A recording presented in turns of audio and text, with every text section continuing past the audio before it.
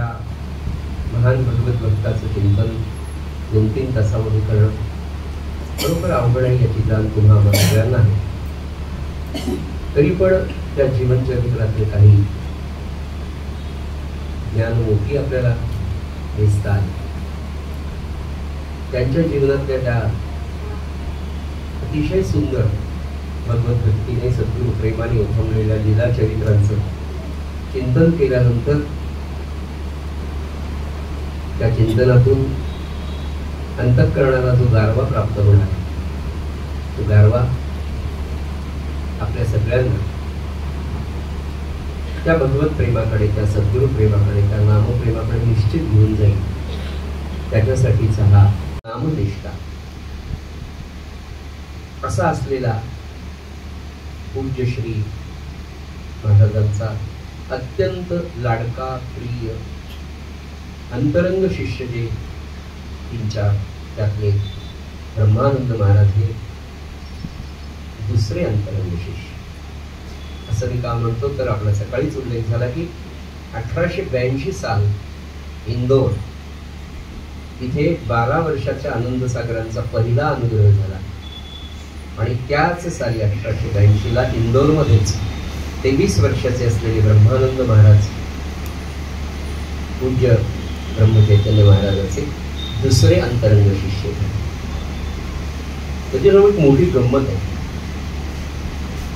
आनंद सागर महाराज मी म्हणालो की त्यांच्या जन्मतिथीचा आजही शोध लागलेला नाही, पण 1907 साली त्यांनी देह ठेवला आणि त्यावेळेला ते 35 वर्षांचे होते म्हणून त्यांचा जन्म 1871चा समजला जातो. 1859 साली ब्रह्मानंदांचा जन्म. जवळपास 11-12 वर्षांचा अंतर ब्रह्मानंद महाराज आणि आनंद सागरांमध्ये होतं. आनंद सागर महाराज त्यांच्यापेक्षा 11-12 वर्षांनी लहान होते ब्रह्मानंदांपेक्षा, पण ब्रह्मानंद महाराज मात्र इतके थोर, इतके ज्ञानी, पण आनंद सागरांना ते दादा म्हणायचे, आनंद सागरांना ते नमस्कार करायचे. तुम्ही थोरके बंधू माझे आहात. हे विनयशीलता, ही विनम्रता, हे प्रेम सजनो संतांच्या या परंपरेमध्ये आपल्याला पाहिजे. रामानंद बोलता बोलता उल्लेख करतो की ज्या सद्गुरू रामानंद महाराजांना आनंद सागरांनी थोरल्या महाराजांकडे नेलं, अनुग्रह दिला, त्या रामानंद महाराजांचा भावी आयुष्यामध्ये लौकिकार्थाने आनंद सागरांचा आणि रामानंद महाराजांचा संबंध हा सासरेबो आणि जावयाचा जरी होता, पण सद्गुरू रामानंद महाराज कधीही त्यांना पितृवत प्रेम केल्या वाचून राहिल्याने त्यांनी देह ठेवल्यावर सुद्धा जेवढ्या म्हणून काव्यस्फूर्ती रामानंदांना झाली त्याच्यामध्ये आदरणीय आनंद सागर आणि ब्रह्मानंदाचा उल्लेख केल्याशिवाय रामानंद महाराज राहिले. विशेषतः आनंद सागरांचा उल्लेख तर केल्याशिवाय ते कधीच नाही. आनंद सागराच्या तळी काहो परिसर चैतन्य ब्रह्ममाते म्हणजे शेवटच्या कडव्यामध्ये त्यांनी हा उल्लेख केला. इतकी विनम्रता, इतकी विनयशीलता, यासाठी एकूणच संबंध. म्हणून ही 5 चरित्र आपल्याला का पाहायची, का सारखा यांचा आपल्याला दास यायचा असेल. ब्रह्मचैतन्य महाराज, आनंद सागर, ब्रह्मानंद, रामानंद आणि प्रल्हाद महाराज या सद्गुरू पंचायतनाचा विचार महाराजांनी आपल्याला का सुचवला, का या 5 चरित्र. कारण काही फार आपण आता वाचत नाही, वाचायला वेळ नाही असला तरी आपण देत नाही. निदान अतिशय चांगलं, अतिशय सारात्मक, अतिशय गोड, हृदयस्पर्शी आपल्याला आचरण करायला सोपं जाईल असं आपल्या अंतःकरणाला आनंदाने पीळ पडून भक्ती मार्गाकडे नेणारे जे 5 सत्पुरुष आहेत त्यांचं जीवनचरित्र आहे. त्यांच्या जीवनाचा अभ्यास करत असताना लक्षात येतं काय देवचरित्र आणि आपण हे का देत नाही, आपल्याला हे का माहित नाही. म्हणून या सगळ्या चरित्रांचा उल्लेख आपल्याला करायचा आहे. किमान या 5 चरित्र तरी आपली मुखोद्गत पाहिजे. आपल्या घरच्या सगळ्या मुलांना ही माहिती पाहिजे पूर्ण, आणि केवळ कथा माहीत असून नाही, त्यातलं सारामृत त्यांच्या वयानुसार, त्यांच्या पद्धतीनुसार ते निश्चितपणे घेतील आणि त्याचा अत्यंत सकारात्मक परिणाम आपल्या मुलांच्या जीवनचरित्रात आपल्याला पाहायला मिळेल. मुलांचं चारित्र्य जर घडलं नाही तर काहीच होत नाही. 2-5% त्याला कमी पडू द्या. एखाद्या कोर्सला त्याचा यावर्षी नंबर नाही लागला तर हरकत नाही. एखाद्या विषयात आपला मुलगा नापास झाला तरी हरकत नाही, हे माझं वैयक्तिक मत आहे. पण त्याची चारित्र्य कल्पना स्पष्ट, स्वच्छ, त्याच्या चारित्र्याला त्यांच्या लक्षात आला. तो उत्कृष्ट भगवत भक्त झालाच पाहिजे. बाकी तो होणारच आहे. आपला सकाळचा प्रसंग असा चालू होता की आनंद शास्त्री गाडगोळी वेदशास्त्र संपन्न 23 वर्षांचे अतिशय विद्वान कर्नाटकातला हा ब्राह्मण अश्वलायन शाखेचा ब्रह्मचैतन्य महाराजांनी अनुग्रहित केलं आणि म्हणाले, शास्त्री बुवा, आता सर्पेश्वरीला तुम्ही जाऊन 3.5 कोटीचं अनुष्ठान करायचं. हे सर्पेश्वरी म्हणजे ओंकारेश्वर अलीकडच्या तीरावर, मध्ये नर्मदा मैया आणि पलीकडच्या तीरावर ममलेश्वर किंवा सर्पेश्वरी त्याला असं म्हणतात. ही गोष्ट आहे 1882च्या नंतरची, म्हणजे 83-84 साल 1800. आत्ता जितकं सुंदर तुम्हाला ओंकारेश्वर ममलेश्वर गजबजलेलं दिसतं तितकं तर नव्हतं. पण घनदाट अरण्य, कितीतरी किलोमीटर पर्यंत वस्तीच नव्हती ओंकारेश्वराच्या आणि ममलेश्वराच्या म्हणजे सर्पेश्वरीच्या ठिकाणी. निर्भीड अरण्य असलेल्या त्या सर्पेश्वरीच्या ठिकाणी अतिशय सुंदर असं शिवालय. तुम्हाला मी सकाळी सांगितलं, भव्य असा गाभारा, उत्कृष्ट अशी भगवान शंकराची पिंडी आहे. एकांत म्हणजे तुमच्या माझ्यासाठी भयावह एकांत, पण खऱ्या साधकाला ज्या एकांताची गरज असते त्या एकांत साधण्यासाठी म्हणून थोरल्या महाराजांनी आनंद शास्त्राला सांगितलं, आनंद शास्त्री तुम्हाला 3.5 कोटीचा संकल्प करायचा, सर्पेश्वरीला जा. आज्ञा केली.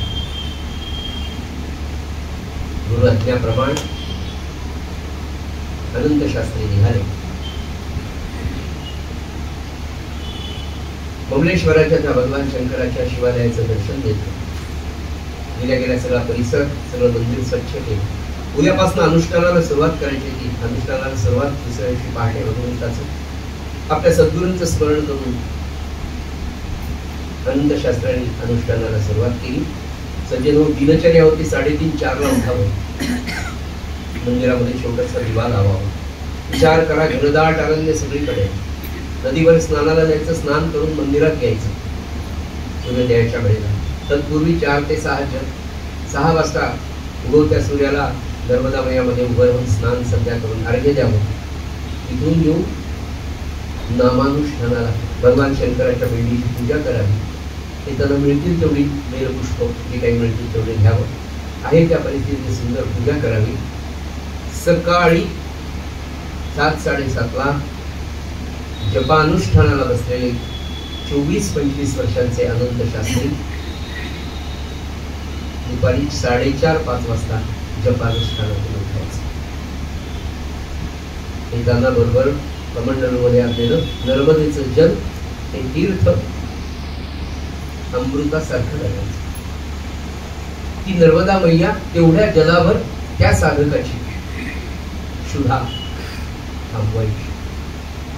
4:30-5 वाजता पुनश्च सायं संध्येसाठी म्हणून नर्मदेच्या काठावर जाताना रस्त्यामध्ये झाडाच्या खाली पडलेली फळं असतील तर ती फळं किंवा चांगल्या झाडांची पानं चावून खायची. संध्या करून पुनश्च नर्मदा मैयाचं तीर्थ प्राशन पोटभर करायचं. संध्याकाळी भगवान शंकराच्या त्या मंदिरातच निद्रा येईल, पण निद्रा येईपर्यंत अखंड नामामध्ये राहायचं. पुनश्च दिवस सकाळी 3:30-4ला सुरू व्हायचा. असं अनुष्ठान अनंत शास्त्रांचं सुरू. 1 दिवस झाला, 2 दिवस झाले, महिने झाले, वर्ष झालं, 2 वर्ष झाली, 2.25 वर्ष झाली. याच पद्धतीने अनुष्ठान. विचार करा, तारुण्य अवस्था सदा सेविता आरण्य तारुण्य काळी समर्थाने लिहून ठेवलं. कशाच प्रकारचं वागणं अनंत शास्त्री करून राहतो. तारुण्यामध्ये भगवान शंकरावरचं, भगवंतावरचं, ज्या भगवंतानी, ज्या भोलेश्वरांनी हलहल विष प्राशन केल्यानंतर जो दाह झाला ते विष खाली न जाऊ देण्यासाठी ज्या कंठामध्ये राम नाम धारण केलं, त्याचं प्रिय रामनाम, ते नाम घेत अनंत शास्त्रांचं अनुष्ठान अतिशय सुंदर करायचं. या सगळ्यांच्या दरम्यान अतिशय शांततेने अनुष्ठान चाललं असं नाही. रोज वेगवेगळी विघ्न होती. किती म्हणून सांगू, त्यातलं एक उदाहरण फक्त तुम्हाला सांगू. एक दिवस नामानुष्ठानाला अनंत शास्त्री बसले आणि खूप दिव्य काळ्या पडक्यांचा वाघ मंदिराच्या समोर फक्त आला, तिथून दर्शन. नामावरची निष्ठा, नामावरचं प्रेम, नामामध्ये रंगून जाणं काय असतं हे अनंत शास्त्री उपभोगत होते. नामामध्ये दंग झालेल्या अनंत शास्त्रींना वाघाची डरकाळी ऐकूच आली नाही. परमात्मा कृपेने वाघाला लक्षात आलं की याच्या लक्षात आलं नाही, म्हणून वाघ 4 पायऱ्या गाभाऱ्याच्या दारावर गेला. भगवान शंकराच्या गाभाऱ्याच्या दारावर गेल्यानंतर स्वतःच मुख गमवलं. वाघ आतमध्ये करतो आणि मोठी डरकाळी देतो, तरीही अनंत शास्त्री आलेले. दुसरी डरकाळी दिली, तिसरी डरकाळी. विचार करा, शांत अरण्य, 50 फुटावर जरी वाघाची डरकाळी ऐकू आली, दारू खिडक्या बंद केलेले, ढगफुटी नाहीये, साधा मुसळधार पावसात विजाचा कडकडाट झाला तर या अंगावरून या अंगावर होणारे आपण शूरवीर. अरण्यामध्ये राहणारे अनंत शास्त्रींची काय परिस्थिती असेल. पण अनंत शास्त्री खरोखर नामात इतके तल्लीन झाले होते. शेवटी त्या वाघाच्या लक्षात आले की अजूनही हा घाबरत नाही, परमात्म्याची लीलाच होती. खाली 4 पायऱ्या उतरून वाघ आला, पिंडीला प्रदक्षिणा घालून अनंत शास्त्र्याला हुंगून गेला. अनंत शास्त्र्याने डोळे उघडून शांतपणे वाघाकडे पाहिलं. वाघाने सुद्धा त्यांचं दर्शन घेतलं आणि आल्या पाव वाघ डरकाळी न फोडता बाहेर गेला. किती प्रसंग, रोज वेगवेगळ्या लीला. सज्जन हो, परमात्मा जेव्हा अनुष्ठान करून घेतो ना, तेव्हा तुम्हाला सजग बनवतो.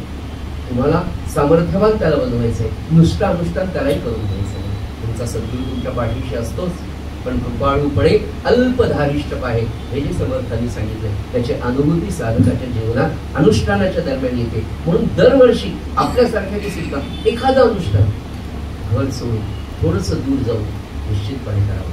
फार छान अनुभव होता. थोडीशी फजिती होते, पण त्या फजितीच्या नंतर मिळणारा आनंद त्या फजितीपेक्षा कितीतरी जास्त असतो.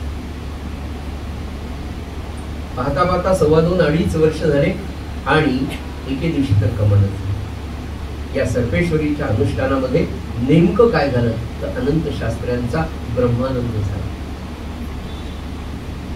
सज्जनो, एक दिवस असं झालं की काही भुजंग म्हणजे पणा काढणारे नाग, एक नाग मंदिरामध्ये आला, पिंडीच्या भोवती फिरू लागला. अनंत शास्त्री पाहत होते. दूर दूर त्यांच्या आसनांपासून चक्कर मारू लागला. 1 आला, 2 आले, 3 आले, करता करता अनेक नाग एकामागे एक एकाच दिवशी एकाच वेळी त्या गाभाऱ्यामध्ये आले आणि ते सगळे पिंडीवरून अनंत शास्त्री ज्या आसनावर बसलेले होते त्या आसनांकडे आता यायला अगदी जवळ आले. आसनांच्या बाजूला फिरू लागले, तरीही अनंत शास्त्र्यांची नामनिष्ठा ढळली नाही. शेवटी त्या नागांनी सुद्धा पाहिलं की हा काही हालतच नाहीये. शेवटी नागांनी हळूच पायाला स्पर्श करून, मांडी खालून या मांडी खालून, त्या मांडीवरून त्या बाजूनी या बाजूनी अंगाला स्पर्श करत फिरायला सुरुवात केली. तरीही नामधारकाची, या नाम प्रेमीचे कंपन काही बदलली नाही. नामाला घट्ट धरून ठेवले. नामावरची निष्ठा, सद्गुरूंवरची निष्ठा, दिसणारं हे सगळं मिथ्या आहे याची जाण अनंत शास्त्र्यांनी तारुण्यात केलेल्या वेदांताची सेवा, वेदांचं अधिष्ठान, वेदांची केलेली सेवा, वेदांताचं ज्ञान सांगत होतं की दिसणारं जे सगळं दृश्य आहे हे सगळं मिथ्या आहे. होऊन काय होणार याची जाण वेदांताच्या शिक्षणाने, भागवताच्या शिक्षणाने त्यांची पक्की झालेली होती. आणि त्यांना हे स्पष्ट जाणवत असावं की जे आपण अध्ययन केलंय त्याच्या आचरणाची वेळ आता आली. अनंत शास्त्री घाबरले नाही आणि भुजंग मात्र सळसळून आता अंगावर यायला लागले. एका भुजंगाने उजवा पाय, दुसऱ्या भुजंगाने डावा पाय, तिसऱ्या भुजंगाने डावी मांडी, चौथ्या भुजंगाने उजवी मांडी आवळायला सुरुवात केली. त्याच्या भोवती फिरायला सुरुवात केली. नवे नवे वेटोळे त्या शरीरातल्या दोन्ही हातांना, दोन्ही पायांना झाले. तरीही नामनिष्ठ नाम सोडत नाही. पुढचा भुजंग कमरेपाशी आला, पुढचा पोटापाशी आला, त्याच्यापेक्षा पुढे छातीवर आला. एक एक एक भुजंग करता करता तळपायापासून अगदी खांद्यांपर्यंत वेगवेगळ्या भुजंगांनी दोन्ही हात दोन्ही पाय संपूर्ण पोट भुजंगांनी विळखे घातलेलं होतं. ते थोडे सैल होते. थोड्या वेळाने त्या सगळ्या भुजंगांनी आवळायला सुरुवात केली, जेणेकरून प्राणच जाईल अशी व्यवस्था. शेवटी तर एक भुजंग असा आला की त्यांनी कंठाला वेटोळा घातला. नुसता वेटोळा पहिल्यांदा सैल होता. थोड्या वेळाने त्यालाही परमात्म्याने बुद्धी दिली की तू पण आता होती. अनंत शास्त्र्यांचं नाम अजूनही सुरू होतं आणि ज्या वेळेला त्या कंठाच्या भुजंगाने तो वेटोळा इतका घट्ट केला की आता अनंत शास्त्र्यांच्या लक्षात आलं की याच्या पुढचं नाम मुखातून येणं शक्य नाही. तेव्हा ते एवढेच म्हणाले, महाराज. महाराज म्हणता क्षणी एक दिव्य निळसर प्रवास रंग प्रकाश असा बाहेर पडला आणि त्या दिव्य निळ्या प्रकाशातून एक मूर्ती प्रगट झाली पिंडीमधून. ती मूर्ती नव्हती, ते सगुण रूपातले त्यांचे सद्गुरू ब्रह्मचैतन्य महाराज प्रगट झाले. संपूर्ण गाभारा निळ्या प्रकाशाने व्यापून गेलेला होता. दिव्य प्रकाश जिकडे तिकडे पसरलेला दिसत होता. आणि महाराज प्रगट झाल्यामुळे म्हणाले, उठा ब्रह्मानंद उठा. 2.5 वर्ष झाले होते. 3.5 कोटांची जपाची पूर्ण संकल्प पूर्ण झाला होता. आणि पाहतात ब्रह्मानंद महाराज एकही भुजंग आजूबाजूला दिसत नव्हता. त्यांना दिसत होता तो फक्त निळा प्रकाश. आणि त्या निळ्या प्रकाशात आपला सद्गुरू सगुण रूपामध्ये आपल्याला दर्शन देण्यासाठी प्रगट झाला. उठा ब्रह्मानंद म्हटल्याबरोबर अनंत शास्त्री उठले. साष्टांग नमस्कार सद्गुरूंच्या चरण कमला घातला. तो त्या शंकराच्या पिंडीवर पोचत होता, पण दिसत होता मात्र सद्गुरू ब्रह्मचैतन्य महाराज म्हणाले, बुवा आजपासून आपण ब्रह्मानंद झाला, आपलं अनुष्ठान पूर्ण झालं, खूप त्रास झाला नाही. ब्रह्मानंद महाराज म्हणाले, नाही महाराज. म्हणाले, आता अनुष्ठान उद्या 1-2 दिवसात अनुष्ठान संपवा आणि इंदोरला या. असं म्हणून त्याच पिंडीमध्ये तोच निळा प्रकाश जसाच्या तसा पूर्णपणे शांत झाला. क्षणार्धात महाराज अदृश्य झाले. साधारण 1885 ची घटना असावी. पुढे 2 दिवसात अनंत शास्त्रींनी स्वतःचं अनुष्ठान संपवलं. इंदोरला गेले आज्ञेप्रमाणे. भैयासाहेब मोडकांकडे गेले तर म्हणाले, महाराज 2च दिवस झाले गोंधळाला निघून गेले. ते म्हणाले, मला तर त्यांनी सांगितलं की इंदोरला जा. हो म्हणाले. भैयासाहेब म्हणाले, बुवा हरकत नाही. 2.5 वर्षाचं अनुष्ठान ब्रह्मानंद महाराज एकदम प्रकृती क्षीण झाली. भैयासाहेब म्हणाले, तुमचं एवढं सुंदर अनुष्ठान झालं, आज आपण रामाला नैवेद्य करू. सुंदर नैवेद्य केला.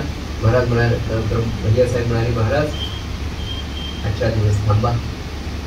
काही म्हणाले, मला महाराजांनी भेटायला बोलवलं. म्हणाले, थांबा, आजचा प्रसाद तर घ्या.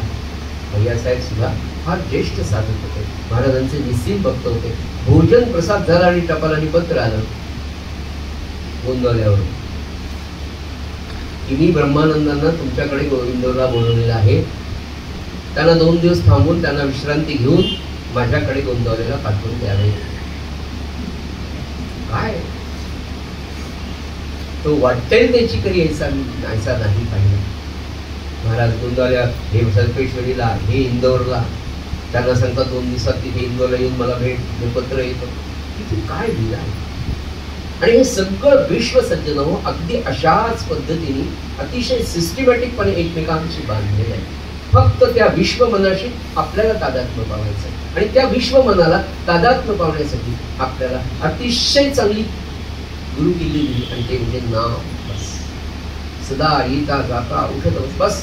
ते म्हणे, उठता बसता जाता येता सर्व देह व्यापारा सदा सर्व काळ अखंड रामनामाचे स्मरण करावे. बस हे जे सूत्र आहे ना, मोक्षप्राप्तीच्या रस्त्याचं. आपण एकादशीला 4 महिन्यात फक्त वाचतो, पण त्याचा थोडा थोडा परिणाम आपल्यावर होतो. निदान वाक्य तर पाठ झाली, बाकीचं पुढे पाहू. पण वाक्य जर पाठवले तर त्याचं चिंतन निश्चित ते करून घेतील आणि त्या मार्गावर नेतील. त्याच्यासाठीच तर पाठ करू, त्याच्यासाठीच तर काकड आरतीला पाठवत आहे, त्याच्यासाठीच तर चातुर्मासाला आपल्याला पाठवत आहे.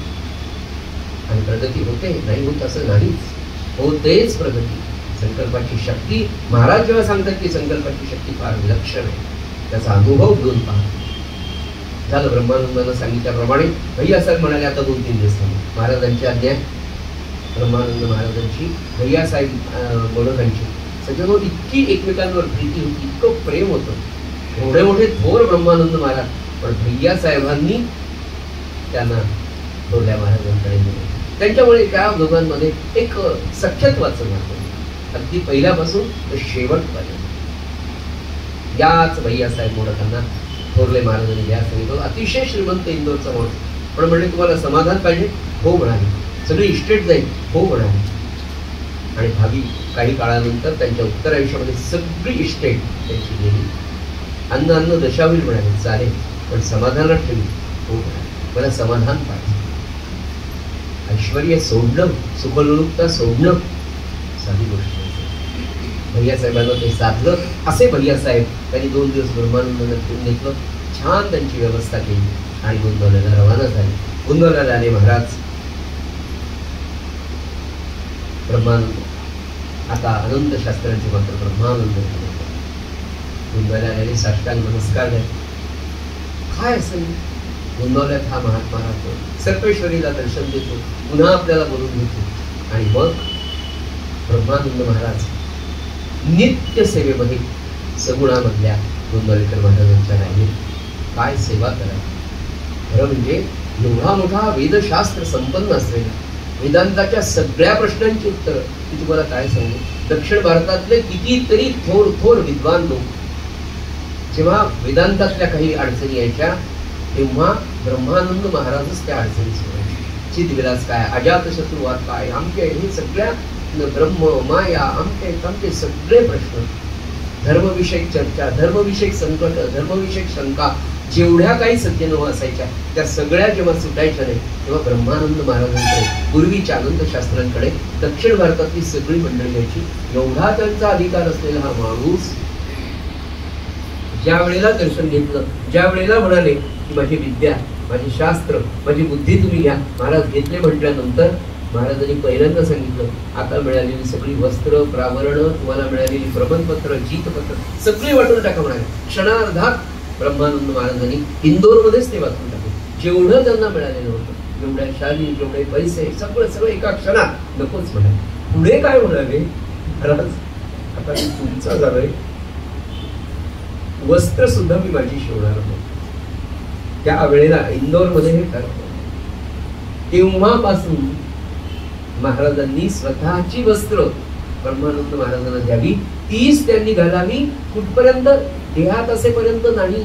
आज ब्रह्मानंद महाराजांनी देह ठेवून 107 वर्ष झाले, तर ब्रह्मानंद महाराजांच्या समाधीवर येणारी वस्त्र सुद्धा नवीन असतात, गोंदवल्यावरून आलेली असतात, त्यांच्यासाठी ती नवी असतात.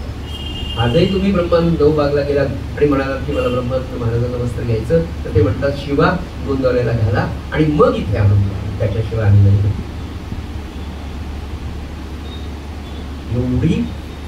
एवढं समर्पण ब्रह्मानंद महाराजांचा अनुग्रह घेतला.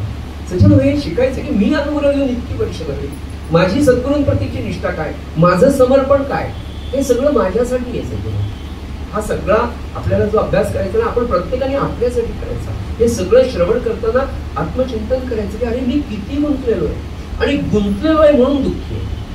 माझी मुलगी, माझा मुलगा, त्याचं अरे काहीच कोणाचं होणार नाही. जो तो आपलं प्रारब्ध घेऊन आलाय, तुम्ही फक्त कर्तव्यापुरते बांधलेले, म्हणजे आसक्ती सुटेल, म्हणजे ममत्व सुटेल. आणि एकदा ते एका तुकाराम महाराज आणि त्या पारंबीला आपणच धरतो गच्च धरून, अरे सोड ना, नाही मी सुटतच नाही, मीच पारंबीला धरून बसलो. तुकाराम महाराज म्हणले त्या पारंबीला तू सोडल्याशिवाय त्याच्यापासून मुक्त होणार नाही. तसं सज्जनो तुम्ही आम्ही या प्रपंचाला, या आसक्तीला, या मुलांना सोडायचं नाहीच. आसक्ती फक्त सोडायची, ममत्व सोडायचं. आणि हे शिकण्यासाठी ब्रह्मानंद महाराजांचे चरित्र, नवे नवे सकल संतांची चरित्र आपल्याला जमेल तशी आपण घेण्याचा अभ्यास करतो. आणि तेव्हापासून हा महात्मा मुंडाल्यात आले, काय सेवा करावी. एवढ्या मोठ्या वेदशास्त्र संपन्न जगामध्ये नामांकित असलेला महाराजांना नमस्कार करून म्हणाले, महाराज आता मी स्वयंपाकघरामध्ये जागे सराटे मोठमोठ्या कढया पातेले, माझ्या घरी माझ्या गुरूंच्या घरी अन्नदानाला कमी नाही पडलं आणि ती सेवा मी करणार. एवढा विद्वान महापुरुष, इतका ज्ञानी पुरुष, इतका नामामध्ये रंगलेला की ज्याला त्या ब्रह्मज्ञानाचा स्पर्श सद्गुरु कृपेने झाला, तो ब्रह्मज्ञानी पुरुष आपल्या सद्गुरूंच्या घरी स्वयंपाकघरामध्ये सगळ्यांना स्वयंपाकाची भोजनाची व्यवस्था करतो. काय सुंदर. आजही सज्जन हो, 111 वर्ष होऊन गेले. या वर्षीची ब्रह्मचैतन्य महाराजांची 112वी पुण्यतिथी.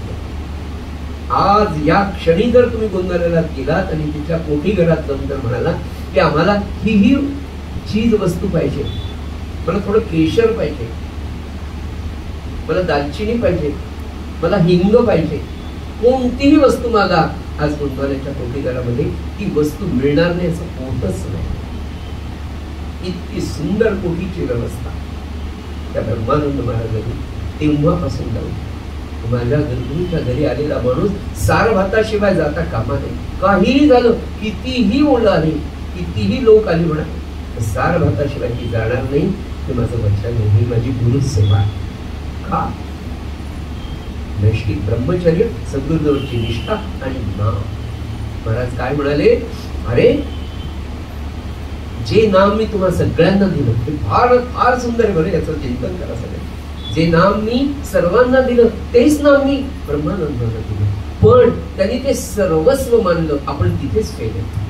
आपल्याला सर्वस्व नाही. बाबा नेहमी सांगायचे, 100 रुपयाची 500 रुपयाची नोट जशी तुम्हाला खरी वाटते, तिचं मूल्य जसं लक्षात येतं तसं नामाचं नाही वाटत म्हणे. तुम्हाला किती माळा ओढा वाटतं, खिशात पैसे नसताना जा बरं फक्त माळ घेऊन. नाही जमत, अजून जमायला पाहिजे. जमेल का? हळूहळू जमेल. केव्हा? त्यांच्यावर निष्ठा असेल आणि थोडाफार त्रास सहन करण्याची पेशन्स फार गरजेचं आहे. आणि ते नामाने हळूहळू येतात. सगळ्या जगातल्या प्रश्नांची उत्तर महाराज सांगायचे, अरे नाम आहे नाम. याचं कारण काय की ते सगळं जे आहे ते मनाशी संदर्भ असलेला आहे. त्या मनाला एकदा घट्टपणाला, त्या मनाला सामर्थ्य आलं, त्या मनाला स्थिरता आली, जगातले प्रश्न हळूहळू सुटतात. अतिशय सुंदर सेवा.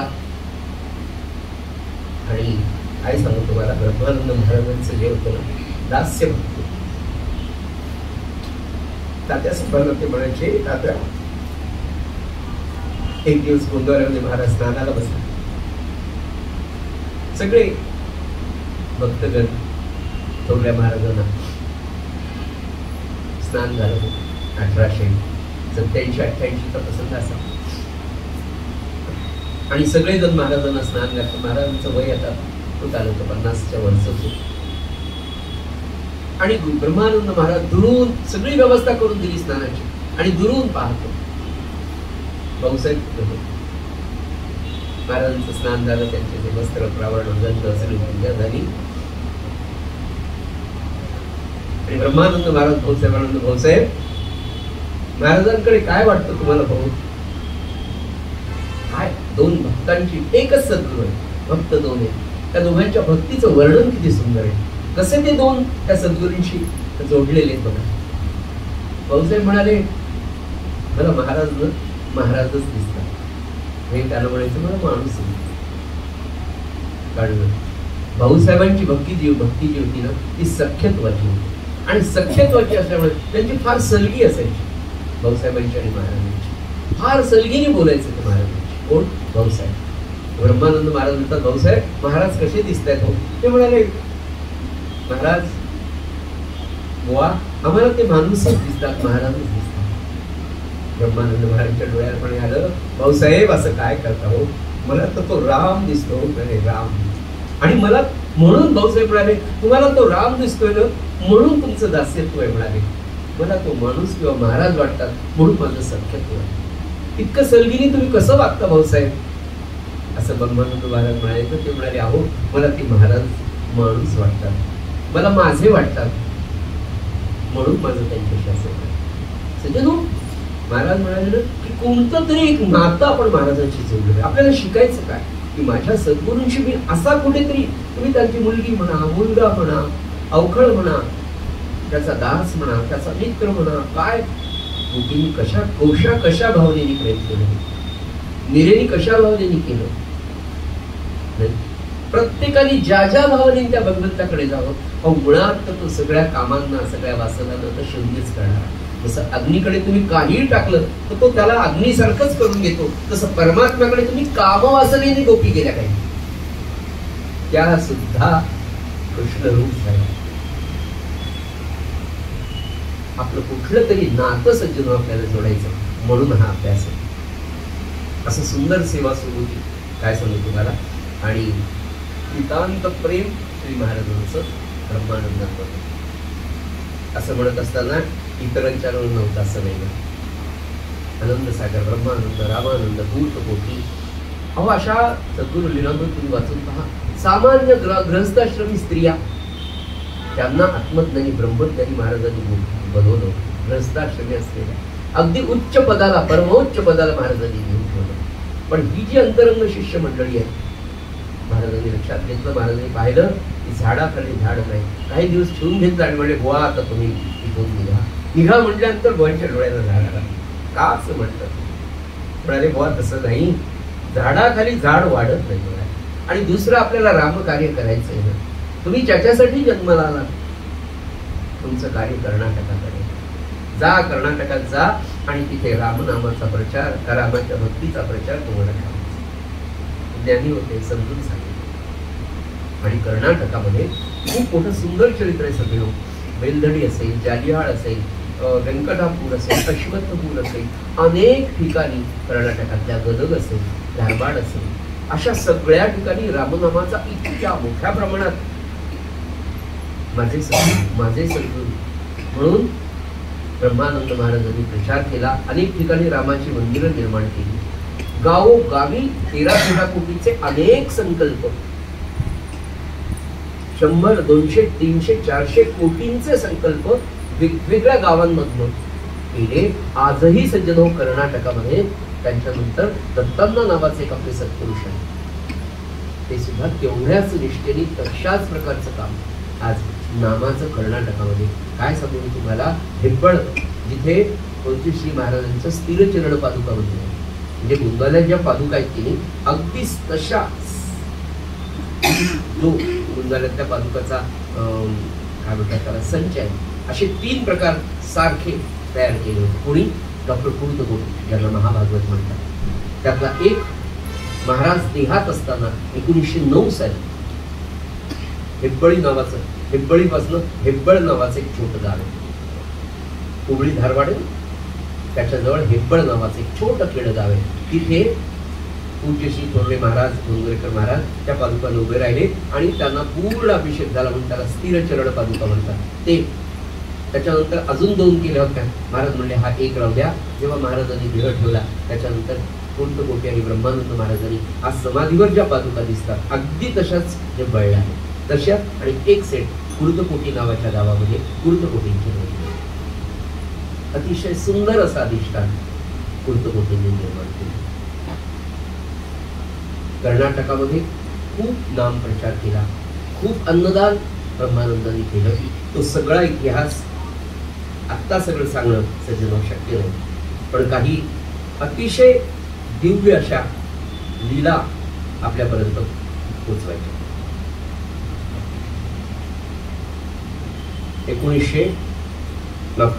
1890 साली म्हणजे सर्पेश्वरीचं अनुष्ठान झाल्यानंतर गोंदावलेला राहत असताना आपण आपल्या गुरुवारच्या एकादशीला जी पंचपदी करतो त्यात पहिल्यांदा नारायण विधी वैशिष्ट्य नाम झाल्यानंतर साष्टांग बंधूंनी सद्गुरू रायासी हे जे पद आहे हे ब्रह्मानंद महाराजांनी आपल्या सद्गुरूंसाठी 1890 साली दिले. तेव्हा भाऊसाहेब केतकर देहात होते, ब्रह्मानंद महाराज देहात होते, परमपूज्य ब्रह्मोंदरेकर महाराज. त्याची 3री ओळ आहे, नाही निराकार नाही हो साकार आणि ऐसा गुरुवर माझा असे. आपल्या सगळ्यांना ते पद माहिती. त्या पदापासूनच आपली पंचपदी सुरू होते. ब्रह्मानंद महाराज 1890 साली आपल्या सद्गुरूंची सेवा करत असताना आपले सद्गुरू काय आहेत आणि लिहिणारा वेदशास्त्र संपन्न, खऱ्या अर्थाने नुसतं वेदशा संपन्न नाही, खरे वेद, खरा वेदांत, खरे शास्त्रांचं अंतःकरणपूर्वक केलेला अभ्यास असलेला माणूस असं पुरुष लिहितो की ना सद्गुरु साष्टांग बंधुनी सद्गुरु रायासी चिंतावी मानसी गुरु, गुरु राव माझे ब्रह्मची साकार केला उपकार धरुनी देह, नाही निराकार नाही हो साकार आणि ऐसा गुरुवर माझा असे. हे पद लिहून झालं, भाऊसाहेबांना कळालं. दोघेही गोंधळामध्ये होते. काही वर्षानंतर भाऊसाहेबांनी ब्रह्मानंद महाराजांना विचारलं की महाराज तुम्ही सद्गुरूंवर हे पद लिहिलं आणि त्याच्यात लिहिलं की नाही निराकार नाही हो साकार आणि ऐसा गुरुवर माझा असे, असं कसं लिहिलं म्हणे. ब्रह्मानंद महाराज म्हणले भाऊसाहेब मी असेल की नाही माहित नाही म्हणाले, पण तुम्हाला याचा पुरावा मी देईन म्हणाले. तुम्हाला याची अनुभूती थोडे दिवस थांबा. 1890 साली लिहिलेल्या पदाचा 35 वर्षानंतर अनुभव आला. कसा? थोरले महाराजांनी जायच्या आधी सांगितलं की भाऊसाहेब मी 12 वर्षांनी पुन्हा प्रगट होणार आहे. 1913ला 22 डिसेंबर 1913ला थोरल्या महाराजांनी देह ठेवला आणि डिसेंबर 1925ला वाणी रूपाने जेव्हा प्रगट झाले तेव्हा भाऊसाहेबांच्या लक्षात आलं. कारण 1913ला थोरल्या महाराजांनी देह ठेवला, 1918ला ब्रह्मानंद महाराजांनी देह ठेवला आणि 1925ला हे प्रगट झाले. तेव्हा लक्षात आलं भाऊसाहेबांच्या नाही निराकार नाही हो साकार ऐसा गुरुवर. आणि खरंच आहे, महाराज दिसत तर नाही. जेव्हा पहिल्यांदा भाऊसाहेब तात्यासाहेबांकडे गेले, तात्यासाहेबांनीच बोलवलं की गोंदवल्याचा बुवा तुम्हाला बोलवते असं पत्र तात्यांनी लिहिलं, तात्या पुण्याला. आणि भाऊसाहेबांनी पत्र पाहिलं, तात्या असं कसं काय लिहितो आपला मुलगा आपल्याला की गोंदवल्याचा बुवा तुम्हाला बोलवतो. लिहून पाहिलं. संध्याकाळी तात्यासाहेब ऑफिस मधून आले, हातपाय धुतले पटकन आणि आपल्या रूम मध्ये गेले. म्हणाले भाऊसाहेब येता का? भाऊसाहेबांना बसायला वडील होते, त्यांचे नमस्कार केला, पेटी काढली आणि वाणी प्रगट झाली. वाणी प्रगट झाल्याबरोबर खूप वेळ बोलले. तात्यासाहेबांच्या जन्माच्या आधी गोंदवलेकर महाराज आणि भाऊसाहेबांचा जो संवाद झाला, ज्या गोष्टी झाल्या या तात्यांच्या जन्मापूर्वी होत्या. त्या तात्यांच्या मुखातून महाराजांच्या आवाजात भाऊसाहेबांशी ते बोलत होते. तरी भाऊसाहेबांना थोडंसं दिसतं आवाज तर महाराजांचा आहे, देह तात्यांचा आहे, मग महाराज कसे असतील. थोडं झाल्यावर ते म्हणे भाऊसाहेब अजूनही विश्वास येत नाही का? भाऊसाहेब म्हणाले नाही देह दिसत नाही. अहो देह तर सडका कुचकाय ना म्हणाले, पंचमहाभूताचा तो जाणार हे तुम्हाला सांगितलं होतं आणि मी देहात असताना तुम्हाला सांगितलं होतं भाऊसाहेब की मी आज देहात आहे तरी मी नाही आणि मी देहात नसेल तेव्हाही मी असेल, कारण मी एका फक्त नामात आहे. आणि आत्ताच्या ज्या गोष्टी झाल्या त्या तात्याच्या जन्मापूर्वीच्या आहेत ना. आता विश्वास बसला का? हो. पण वाणी सगळी तात्यांच्या मुखात येणारी श्री महाराजांची. त्याला तर आकार नव्हता, निराकारही म्हणता येत नव्हतं, कारण वाणी येत होती. आकार म्हणावं तर दिसत नव्हतं. नाही निराकार सज्जनो आत्मज्ञानी ब्रह्मज्ञानी पुरुषाची जी लक्षणं आपल्याला गोपीनाथी भागवतामध्ये वाचायला ऐकायला मिळतात त्याचं हे वैशिष्ट्य की 35 वर्ष. आणि ही खूप सामान्य ब्रह्मज्ञानी पुरुषाच्या दृष्टीने अंतर्ज्ञान असतं. पुढे काय घडणार, मागे काय घडलं होतं, हा जीव कोणता, याचा जन्म कसा, याचा उद्धार कधी होणार, या सगळ्याच गोष्टी ब्रह्मज्ञानी पुरुषाला सहजतेने कळतात. कारण ते ज्ञान फार छोट आहे ब्रह्मज्ञानीच्या दृष्टीने. आणि मग सज्जन हो भाऊसाहेबांना ते मान्य झालं. नाही निराकार नाही हो साकार. लक्षात ठेवा 1890चं पद आहे, ब्रह्मानंदांनी केलंय, आपल्या सद्गुरूंसाठी केलं. त्याची अनुभूती 1925ला येते आणि 2025ला आपण आनंदाने म्हणतो. याच्यापेक्षा आपल्यासाठी वेगळी अनुभूती. आज मला सांगा साष्टांग म्हणतानी ही गोड आठवण आपल्या अंतःकरणात असेल आणि त्या भावाने आपण महाराजांना आळवण्याचा प्रयत्न करूया. करतोय, जमतोय की नाही त्यांना माहिती. याच्यासाठी हा सगळा इतिहास, या सगळ्या लीलांचा इतकी सुंदर सेवा सज्जनो काय सांगू तुम्हाला. इतकं प्रेम गोंदवलेकर महाराजांचं होतं. एक दिवस गोंदवलेकर महाराजांकडे एक फार मोठा सावकार आला आणि तो दरवर्षी भागवत करायचा. आणि तो सावकार आला थोरल्या महाराजांकडे म्हणजे गोंदवलेकर महाराजांकडे आणि म्हणाला, महाराज दरवर्षी भागवत करतो, याही वर्षी माझं भागवत. अरे वा वा, चांगलं आहे म्हणाले वगैरे वगैरे चर्चा झाली. महाराजांनी फार बोलणे चाणाक्ष धूर्त होतो. धूर्त याचा अर्थ कोणाकडून न फसणारे, संत भोळा बिळा असं काही नव्हतं. ते दयाळू होते, ते दीन होते, पण दीन नव्हते, ते दीनदास होते. महाराजांना एकदा विचारलं, महाराज तुम्हाला स्वतःला दीनदास असं का म्हणताय? काय उत्तर द्यावं त्यांनी? ते म्हणाले, ते सगळे सामान्य मध्यमवर्गीय प्रापंचिक मी जेव्हा पाहतो, त्यांची प्रपंचात होणारी कुतरहोड पाहतो, त्यांची धावपळ पाहतो, तर ते खरे दीन आहेत. एवढा मोठा मनुष्य देह मिळून सुद्धा ते दुःखात आहे, त्यांना कळत नाही, पण त्यांना अज्ञान आहे. काय सुंदर सुंदर गोष्टी महाराजांनी सांगितल्या. म्हणून त्यांचा मी दास झालो, म्हणून दीनदास आहे त्या प्रापंचिकांचा. सावकार म्हणाला, महाराज मला यावर्षी खूपच चांगलं मोठं भागवत लावायचंय, मोठा पेंडॉल वगैरे देणार, अमकं तमकं 500-1000 माणसं जेवायला घालायचे, रोजचे पदार्थाची लिस्ट सांगितली वगैरे. पण म्हणले मला ना शुकासारखा भागवतकार पाहिजे. अरे वा म्हणले महाराज. म्हणले माझ्याकडे शुकासारखा भागवतकार आहे म्हणाले.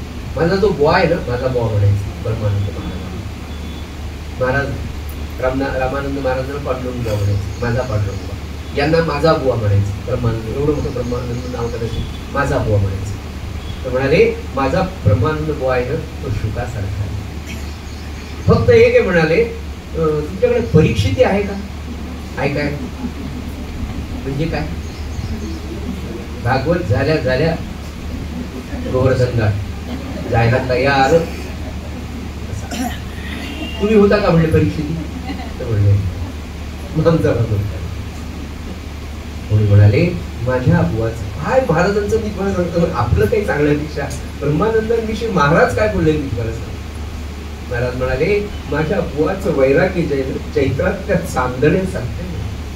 काय वाक्य, चैत्रात त्या चांदणे. माझा बुवा शुकच म्हणाले, शुकासारखे पूर्ण वैराग्य. म्हणजे काय म्हणाले, का तुम्ही असं म्हणता? शुकासारखं वैराग्य कसं आहे त्यांचं? म्हणाले, माझ्या बुवाचा नारी नर हा भेद गेलेला आहे. तुम्ही कसा काय गेला? गेलाय म्हणत. त्याच्यावर मला वाटतं एकदा बाबांनी प्रश्न विचारला की, महाराज तुम्ही सांगता ब्रह्मानंद महाराजांविषयी की त्यांचा नारी नर भेद गेलेला आहे, तो कसा गेलेला असेल? मला नाही कळत. समजून खरंच बाबा मिळाले इतका तर्कनिष्ठ व्यक्ती, प्रामाण्यवादी माणूस. त्यांनी आपल्यासारख्याला खरं सांगतो, बाबांची प्रवचन ऐकलं लक्षात की कोणता नास्तिक माणसाने यांच्या थ्रू जावं.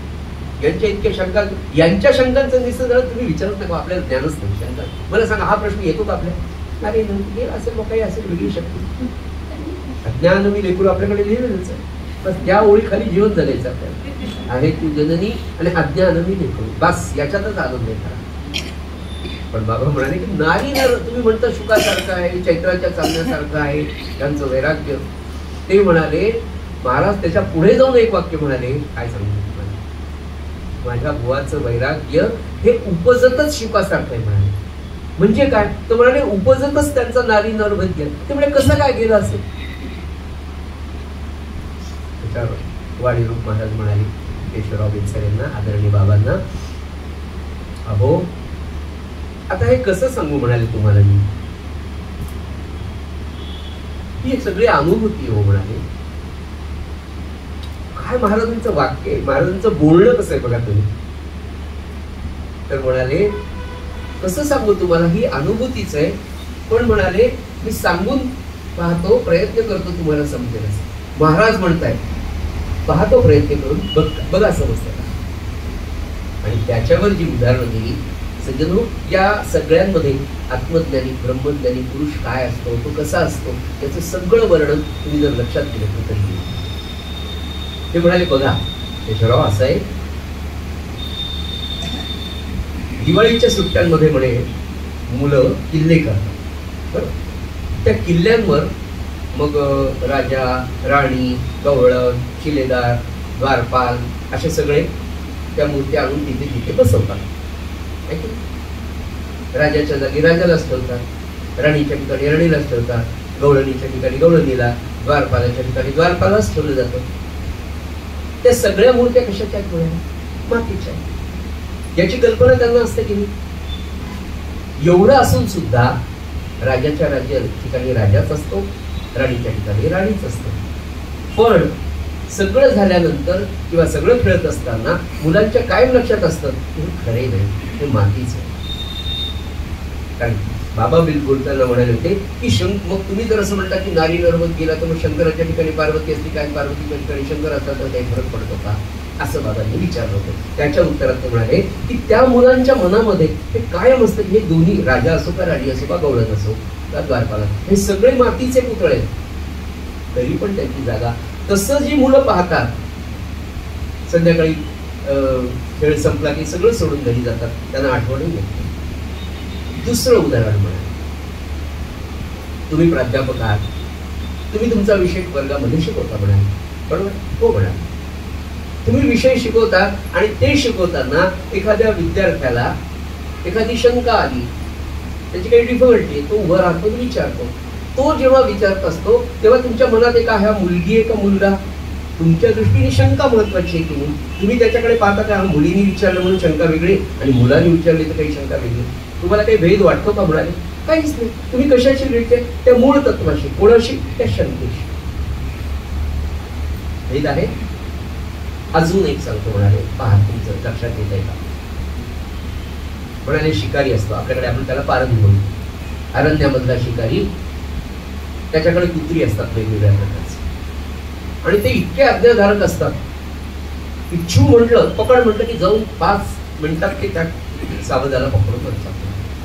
तो त्यांना सगळ्यांना सारखं खाऊ घालतो, सगळ्यांना वाढवतो, सगळ्यांना सारखं शिकवतो, सगळ्यांवर सारखं प्रेम करतो आणि शिकारीच्या वेळेला पटकन असं म्हणतो छू पकडून आण त्याला, की पटकन तो जातो तो येतो. तेव्हा त्याच्या मनात ही कुत्री आहे का कुत्रा आहे येतं का त्याच्या मनात? पण त्याच पैकी जेव्हा एखादी मादी कुत्रा वितो, त्याला पिल्लं होतात, तेव्हा त्याची सगळी व्यवस्था तो पारखी करतो की असं ते आत्मज्ञानाचं आहे. असं हा नारी नारी भेद, नर नारी भेद, त्यांच्याकडे हे सगळे जीव भगवंताची लीला आहे. हे सगळे भगवंताचे जीव आहे. स्त्री पुरुष हा भेद कामापुरता आहे म्हणा, हे त्या सत्पुरुषाला कळालेलं असतं. असं शुकासारखं वैराग्य वाटतं. महाराज म्हणाले ज्या वेळेला पहिल्यांदा माझी आणि ब्रह्मानंदांची भेट झाली तेव्हा त्यांच्या मनामध्ये अगदी थोडीशी प्रपंचाची इच्छा होती म्हणाले, पण माझी त्यांची जेव्हा गाठ झाली त्या क्षणी त्यांची प्रपंचाची इच्छा निमाली म्हणाली आणि पुन्हा आयुष्यभर हा सत्पुरुष ब्रह्मचारीच नैष्टिक ब्रह्मचर्य त्याचं कारण होत म्हणाले. शुकासारखा, अगदी शुकासारखं म्हणाले. पुढे म्हणाले इतकी सेवा ब्रह्मानंद महाराजांना काय समजलं. एकदा पंढरपूरला महाराज घोड्यावरून निघाले. सत्पुरुष एकदम तयार होत. सद्गुरू आपल्या शिष्याच्या सगळ्या वेगवेगळ्या देहबुद्धी जाण्यासाठीच्या परीक्षा घेत असतात. गोंदावल्याला जेव्हा ते सर्पेश्वरीचं अनुष्ठान संपून गेले आणि गोंदावल्याला महाराजांच्या बरोबर राहू लागले तेव्हा महाराजांनी ठरवलं की ब्रह्मानंदांची एक परीक्षा, जशी तुकामाईंनी ब्रह्मचैतन्यांची घेतली, जशी ब्रह्मचैतन्यांनी रामानंदांची पण घेतली. ब्रह्मानंद महाराज म्हणाले बुवा आपल्याला उद्या पंढरपूरला जायचं. हो महाराज, उद्या बत्ताशाला तयार करा. महाराज बत्ताशावर बसले. गोंदावल्यावरून नेहमीचा रस्ता, घोडा बत्ताशाला टाच मारली की तो इतका वेगाने पळायला लागला. ब्रह्मानंद महाराजांच्या पायामध्ये कुठल्याच प्रकारचे शूज, चप्पल किंवा पडा काही वाहना नव्हतं. महाराजांनी घोडा मूळ रस्ता सोडून काट्याकुट्यातून जंगलातून घेतला. ब्रह्मानंद महाराज त्या घोड्याच्या मागे पळत होते. पायामध्ये असंख्य काटे, दगड रुतत होते. रक्तबंबाळ पाय झाले. सकाळी निघालेले संध्याकाळी 6 वाजता 50 मैलांचा प्रवास करून घोड्यावरून महाराज राम मंदिरात पोहोचले. भडगावकरांच्या पंढरपुरात. तिथे गेल्याबरोबर घोड्याला बाजूला चारा टाकला, त्याला रशी केली, महाराजांच्या जवळ त्यांचं स्नान केलं. अरे म्हणाले स्नान झालं मला चंद्रभागेचं स्नान, चला तिथून चंद्रभागेच्या स्नानाला गेले. चंद्रभागेचं स्नान झाल्यावर महाराज म्हणाले अरे माझा एक नियम आहे ब्रह्मानंदा, मागवा. मी आल्यावर पहिल्यांदा पंढरपूरची नगर प्रदक्षिणा करतो आणि मगच भोजन करतात. आता महाराज म्हणाले थांबा. ब्रह्मानंद म्हणाले मी प्रदक्षिणा करतो, आपण नका करू, आपण थकून आला. महाराजांना भोजन प्रसाद दिला. ब्रह्मानंद महाराज पंढरपूरच्या नगर प्रदक्षिणेला गेले. सज्जनो 3 तास नगर प्रदक्षिणेला गेले. गोंद्यावल्यावरून पळत निघालेला बिना वाहनाचा हा महात्मा 3 तासांनी जेव्हा आला तेव्हा महाराज म्हणले आता पटकन जेवण उरकून द्या बुवा तुम्ही. आले, हातपाय धुतले. महाराजांनी सांगितलं म्हणून भोजन प्रसाद घेतला. म्हणले बुवा माझ्या जवळ या. पाठीवरून डोक्यावरून हात फिरवला. म्हणाले माझ्यासाठी किती कष्ट घेतले तुम्ही, दाखवा तुमचे पाय. स्पर्श केला फक्त महाराजांनी, स्पर्श डोक्यावर. रक्तबंबाळ झालेले सगळे पाय होते. इतके काटे रुतले, विचार करा किती काटे रुतले असते. आपल्याला इथून चप्पल सोडून तिथपर्यंत जाताना किती वेदना होतात. संतत्व, सत्शिष्यत्व साधन तन मन धन हरपुनी सारी कुरवंडीन काया. या जीवाची कुरवंडी, या शरीराची पहिल्यांदा जीवाची कुरवंडीन काया निपेक्षावे श्री गुरुचा. काय काय असतील ना सत्पुरुषासाठी. महाराजांनी ते फिरवलं. पुढचा प्रसंग अजून फार वेगळाच. वैशाख महिना होता, म्हणजे मे. आता महाराज देहात होते आणि महाराज कुलकर्णी असल्यामुळे 10-20 गावांचं कुलकर्णी पण शेतसारा काय वेगवेगळ्या सगळ्या, म्हणजे गोंदवलेकर महाराजांचं चरित्र पाहताना की हा एवढा मोठा ब्रह्मज्ञानी, दयाळू, दयासिंधू माणूस, सत्पुरुष, कुणाच्या महसुलीचे, कुणाचे लग्नाचे प्रश्न, कुणाचे आता कुलकर्णीपणाकडे, म्हणजे त्या काळात सगळेच प्रश्न. त्यांनी त्याची बायको सोडली, त्यांनी त्याला धरलं, यांनी त्याला सोडलं, त्यांचे पैसे बुडवले, सगळे. पण बँका नाही, पैसे नाही, हो काय सगळंच पाहायचं. आणि हे सगळं करत असताना सुद्धा या संत महात्म्याचा आत्मबोधू न मिळे शरीरा. पुन्हा मला नाथ महाराज आठवतात की ज्या निष्ठेने नाथ महाराज जगले, की गृहस्थाश्रम न सांडिता, कर्मरेखा न ओलांडिता, निज व्यापारी वर्तता, आत्मबोधू न मिळे शरीरा. हे नाथांचं, हे जनार्दन स्वामींचं चरित्र. हे नाथ त्याप्रमाणे वागले, महाराज तसेच वागले. इतका मोठा कुलकर्णी, मला सांगा महसूल मध्ये काम करणं, कुलकर्णी पण म्हणजे काय, महसूल अधिकारी, त्याला सगळ्या प्रकारचे जीवनातले प्रश्न सोडवावे लागतात. आणि महाराज नरवणे नावाचे एक 8-10 महिला, 7-8 महिलावर गाव आहे गोंदवल्यापासून. आणि महाराजांकडे गणपतराव दामले म्हणून महाराजांचे शिष्य होते. एक गोपाळराव मंजेरे नावाचे महाराजांचे शिष्य होते. आणि तिसरे ब्रह्मानंद महाराज. आणि महाराजांचे काय म्हणतो मला अगदी खाजगी सचिव पी म्हणून एक वामनराव ज्ञानेश्वरी नावाचे एक भक्त होते. हे वामनराव ज्ञानेश्वरी जे होते सध्या, हे महाराजांचे अनुग्रहित नव्हते, हे दुसऱ्या कोणाचे अनुग्रहित होते. पण त्यांच्या सद्गुरूची त्यांच्यावर अशी कृपा समजा की त्यांना गोंदवलेकर महाराजांच्या ओटीत टाकलं, म्हणजे ते गोंदवलेकर महाराजांच्या सेवेत असायचे. महाराजांचे रुमाल, महाराजांचा चष्मा, महाराजांना पेपर वाचून दाखवणे, महाराज म्हणतील तेव्हा पटकन ज्ञानेश्वरी त्यांच्याजवळ घेऊन जायचे. ज्ञानेश्वरी ते सहज सारखे वाचायचे, ज्ञानेश्वरी त्यांच्याजवळ सहज सारखी असायची. म्हणून त्यांना वामनराव ज्ञानेश्वरी, त्यांचं आडनाव काही माहीत नाही, पण त्यांना वामनराव ज्ञानेश्वरीच म्हणायचे. हे वामनराव ज्ञानेश्वरी महाराजांच्या अखंड सेवेत महाराजांचे अत्यंत आवडते. दुसरं वैशिष्ट्य, महाराजांनी देह ठेवल्यानंतर वामनराव ज्ञानेश्वरी गोंदवले सोडून जे गेले, पुन्हा गोंदवल्यात आले. म्हणजे हेही घेण्यासारखं आहे. एखाद्या सत्पुरुषाचा शिष्य एखाद्या दुसऱ्या संतांच्या सेवेत जेव्हा राहतो तेव्हा त्याच्या सद्गुरूच्या इच्छेने तो राहत असतो.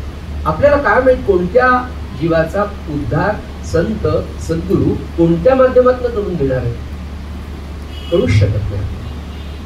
म्हणून आपण फार त्याच्यानंतर ते आपले काय महाराज सोडून तिकडे अरे अरे अरे ठरवलं आपण काही बोलू पाळावं, कधीच काही बोलू नये. आणि वामनराव त्यांच्याशी सगळे होते. महाराज वामनराव ज्ञानेश्वरीला म्हणले, वामनराव उद्या सकाळी मला नरवण्याला जायचंय, तर बघ आपला टांगा तयार ठेवा म्हणाले. बरं म्हणाले. तिथे ब्रह्मानंद महाराज होते. ब्रह्मानंद महाराज म्हणाले, बुवा नरवण्याला तुम्ही पण माझ्याबरोबर उद्या चला. बरं. तिथे गणपतराव दाबले पंच होते ते, म्हणजे सेवेकरी होते तेव्हा. तर गणपतराव दाबले ते गोपाळराव म्हणजे दोघे तरुण होते. त्यांना महाराज म्हणले, गणपतराव गोपाळराव म्हणजे गोपाळराव आणि गणपतराव तुम्ही दोघेही उद्या आपण तरुण आहे सगळे मिळून जाऊ म्हणे. तरुण होते गणपतराव आणि गोपाळराव म्हणजे. हो हो महाराज. त्यांना आनंद, उद्या महाराजांबरोबर टांग्या महाराजांबरोबर जायला मिळणार त्याचा आनंद. दुसऱ्या दिवशी बरोबर रामाचा प्रसाद झाला. वामनराव ज्ञानेश्वरांनी मंदिराच्या समोर टांगा आणून उभा केला, बत्ताच्या त्याला लावलेला आहे, मस्त टांगा सजवलेला आहे. महाराज आता त्याच्यात बसणार. गोपाळराव आणि गणपतराव तरुण आणि आनंद. आता महाराजांबरोबर जायला मिळणार. तरुण महाराज बसायच्या आधी जाऊन टांग्यात बसते समोर. महाराज आनंद झाले. काय सांगा तुम्हाला, मला किती सांगावं असं. एकदा भाऊसाहेब म्हणाले, ब्रह्मानंद महाराज गोष्टीत गोष्ट भाऊसाहेब म्हणाले ब्रह्मानंद महाराज, महाराज आपण इतके विद्वान आहात, आपण व्याकरणशास्त्र न्यायशास्त्र सगळं शिकलेलं आहात, बरोबर राहू दे म्हणे सिंच्या पुढे बोल. तर मग म्हणाले भाऊसाहेब म्हणाले, महाराज मला आपल्या ब्रह्मचैतन्य गोंदवलेकर महाराजांचं एका शब्दात सगळं वर्णन एका शब्दात सांगा. एका शब्दात ते ऐकल्यानंतर पूर्ण महाराजांचं चरित्र त्याच्यात आलं असं एका शब्द सांगा. तुम्ही विद्वान आहेत ना? अरे बाप. एका क्षणाचा विलंब ब्रह्मानंद महाराजांनी केला नाही. म्हणाले दया सिंधू. झालं इथपर्यंत बरं छान वाटत. ही चर्चा वाणीरूप महाराजांकडे, म्हणजे आता हे देहात नसा, पुढे महाराजांनी देह ठेवला, वाणीरूपाने महाराज प्रगट झाले. आणि लग मराठे त्यांनी हृदय आठवणी नावाचं पुस्तक लिहिलं. आदरणीय बाबा बेनसाले अशी सगळी ज्येष्ठ मंडळी वाणीरूप महाराजांबरोबर बसली. वाणीरूप महाराज पेटीवर प्रगट झाल्यानंतर आदरणीय बाबा बेनसाले पुन्हा प्रश्न की महाराज तुम्ही दया सिंधू वगैरे सगळं तुमचं बरोबर आहे, म्हणजे आहातच तुम्ही, पण तुम्ही आम्ही चुका केल्यावर सुद्धा तुम्हाला कशी काय आमची दया येते म्हणाले. का खरंच आहे ना, आपल्या मनात जरी आलं एक तर मनात येत नाही, आपण थोडी बुद्धिमान नाही, पण आलं तरी नाही हो महाराज कशाला असं करू शकतात, असं असं काही शक्ती असेल वगैरे आपल्याला वाटतं. तर महाराज म्हणजे आम्ही चुका करतो, काही करतो, अगदी विचित्र वागतो नाही का. आठविले नाही कधी चित्त चिंती द्रव्य दारा, पापाची गणना नाही आपल्या बाबतीत, नित्य करीतो व्यभिचारा. प्रत्येकाने आपलं अंतःकरण तपासून पाहावं, मन कुठे चाललंय. तर श्रीराम तर ते म्हणाले की मग तुम्ही असं म्हणून आम्ही असं वागतो तर तुम्ही आम्हाला तरी तरी कशी तुम्हाला आमच्याविषयी दया येते, म्हणजे त्यांना माहिती तुम्हाला राग काय येतो, तुम्ही सगळ्यांना क्षमा कशी करू शकता, तुम्ही सगळ्यांवर दया कशी दाखवू शकता. काय उत्तर द्यावं म्हणाले.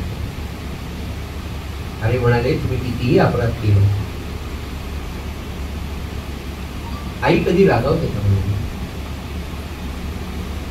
मी काय पाहतो की हा असा का वागला, एक एक एक चूक केली, एक गुन्हा केला, एक पाप झालंय त्याच्याकडे, का झालं.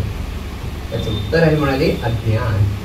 त्या जीवाचं ते अज्ञान आहे हे मी पाहतो, आणि त्या अज्ञानामुळे तो कसा वागला याच्यामुळे मला दया सिंधू. किती छान आहे.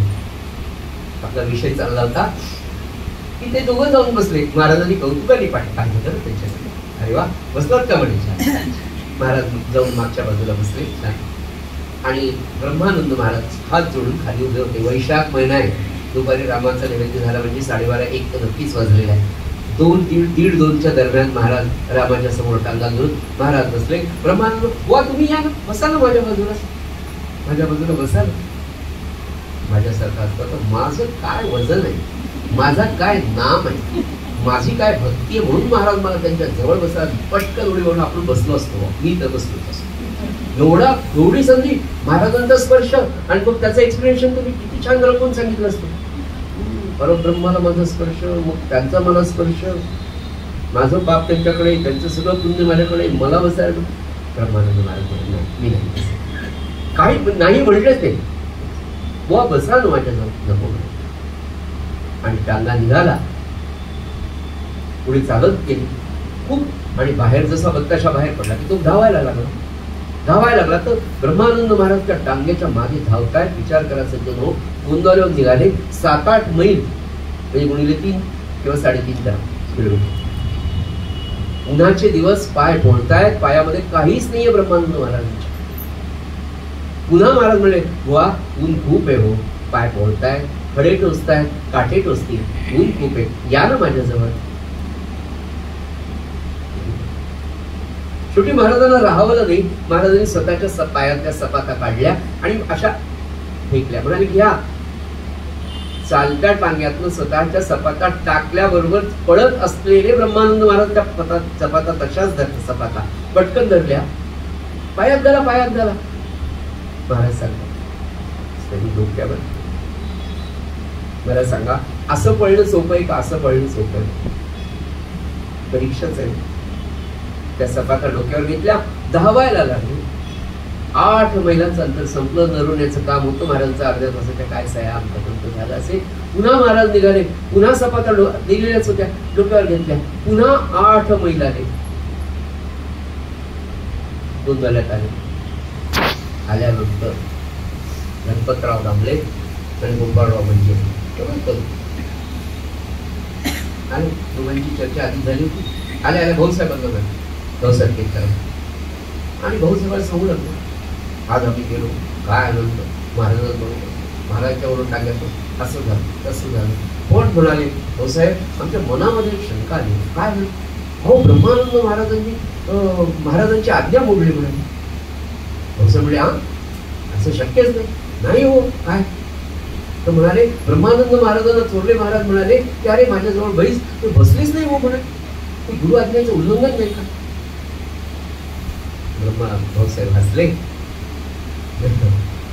आणि म्हणाले, याचं उत्तर बाळांनो माझ्यापेक्षा ब्रह्मानंद महाराज. तुम्ही त्यांच्याकडे ब्रह्मानंद महाराजांकडे गोपाळराव तरुणच होते आणि गणपतराव म्हणाले, हात जोडून विनम्रतेने आपल्या मनातली सगळी त्यांच्याविषयीची विनम्रतेची आणि त्यांच्या आदराची भावना असते. ते म्हणतात, आम्हाला असं वाटतं.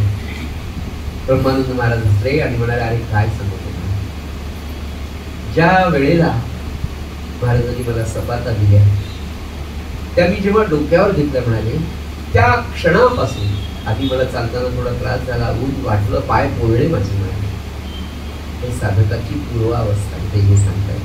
सुरुवातीला माझे पाय पोळले, ऊनही लागलं, पण जेव्हा सपाटा मला दिल्या, मी डोक्यावर ठेवल्या म्हणाले, त्या क्षणी मी गालिच्यावरून पळतोय आणि माझ्या डोक्यावर पौर्णिमेचा चंद्र आहे, त्या चांदण्यात मी चाललोय असं मला वाटत होतं. आणि नरवण्याचं अंतर 8 मैलापेक्षा 10 मैल का नाही असं मला वाटत होतं. इतका आनंदात मी होतो आणि तोच आनंद मला परत येताना.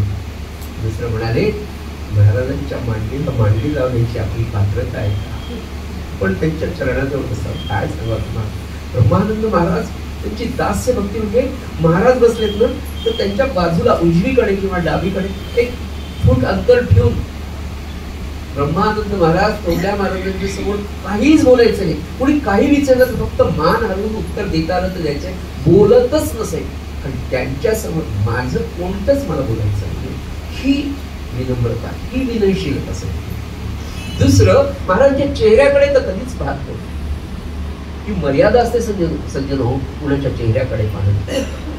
आपल्याकडे इतके रीती रिवाज आपल्या धर्माने सांगितले, कुठल्याच तिकडे असं डायरेक्ट कधीच पाहू नये.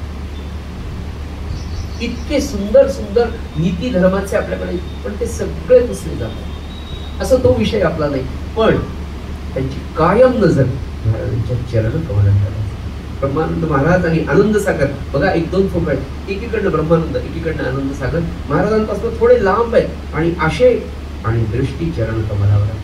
त्याचं सूत्र असं आहे की अखंड सद्गुरूंचे चरण कमलांचाच अभ्यास करावा. आपली पूर्ण निष्ठा, आपली पूर्ण भक्ती, आपला पूर्ण मनाचा भाव हा त्या चरणांकडे असावा.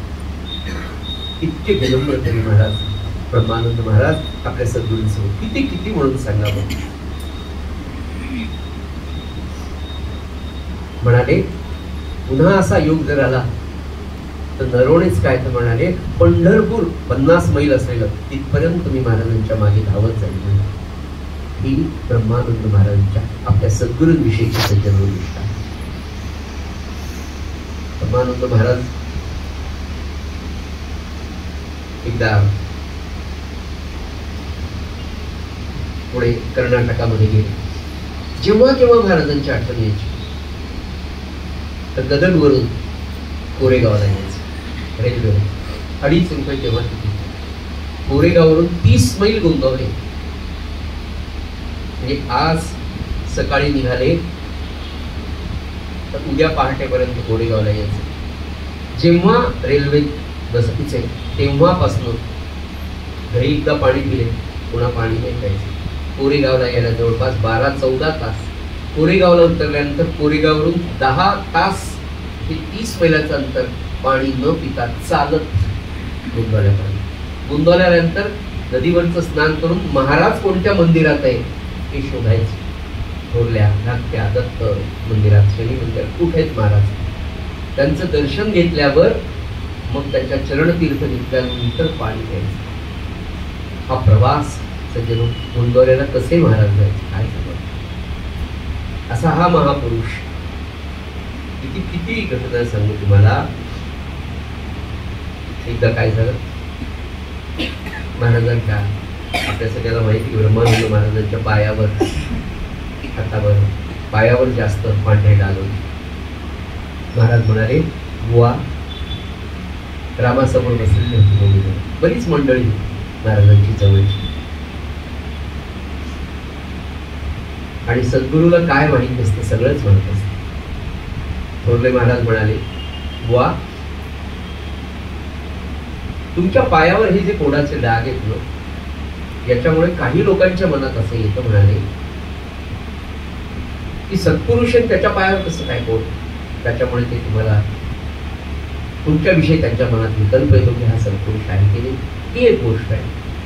आणि दुसरं म्हणाले मला त्याचं वाईट वाटतं की तू माझा आहेस ना, मग माझ्या शिष्याच्या पायावर हे असून लोकांच्या मनात जर विकल्प येत असेल तर त्याचं ओझं किंवा त्याचं दुःख मलाही आहे. तर बुवा आपण असं करूया, तुमच्या पायावरचं हे जे कोणाचे डाग आहे ना, आपण रामरायाला विनंती करू. काय शब्द एक म्हणाले, आपण रामाला विनंती करून काढून टाकेल का. त्याच्याजवळ देहबुद्धी शून्य होणं काय असतं त्याचं हे उदाहरण. हात जोडून विनम्रतेने ब्रह्मानंद महाराज म्हणतात, महाराज कृपा करा आणि माझं कोड काढू नका. का काढू नका म्हणाले, या कोडामुळे माझी देहबुद्धी शून्य झाली. देहबुद्धी शून्य झाल्यामुळे आत्मानंद तुमच्या कृपेने मला मिळाला. या आनंदामध्ये मी कायम आहे. या कोडामुळे हे सगळं मिळालं. आज मी ज्या आनंदामध्ये आहे हे देहबुद्धी शून्य होण्याचं कारण हा कोड आहे म्हणा. हा नका घालू. आणि जर तुम्ही हा घालवला आणि पुन्हा मला देहाचं जर प्रेम उत्पन्न झालं तर मी त्या आत्मज्ञानापासून पुन्हा च्युत होईल, मी खाली येईल. काय देव, आपल्या समोर एवढी मोठी संधी आली, आपले सद्गुरू असं म्हणताय. म्हणून पुन्हा पुन्हा लक्षात येतं की महाराज म्हणाले ना की माझ्या बुवाचं वैराग्य हे शुकासारखं, देहबुद्धीचं बिलकुलच आकर्षणच नाही. आणि आपल्याला आपल्या जीवनात आलेल्या एखाद्या लौकिकदृष्ट्या दिसणाऱ्या संकटाला अनुकूलतेमध्ये मनुष्य कसा बदलू शकतो सज्जनो, हे शिकण्यासाठी संतांची चरित्र. तीच सुखदुःख जे आपल्या गृहस्थाश्रमात आपल्या प्रपंचात आहे तीच संतांच्या चरित्रात. आपल्यासारखेच घाव त्यांनाही पडतात, पण ते घाव ते कसे बदलतात हे शिकण्यासाठी संतांची चरित्र. किती किती प्रसंग सांगावे असा हा महात्मा सज्जनो. महाराज कर्नाटकामध्ये गेले. बेलधडीला रामाची स्थापना, अश्वत्थपूर, व्यंकटापूर. त्या व्यंकटापुराविषयी तर महाराज स्वतः म्हणाले गुरुगोविंद महाराज, एखाद्या वेळेला काशीला जाणं पुढे ढकला पण व्यंकटापूरला जाऊ.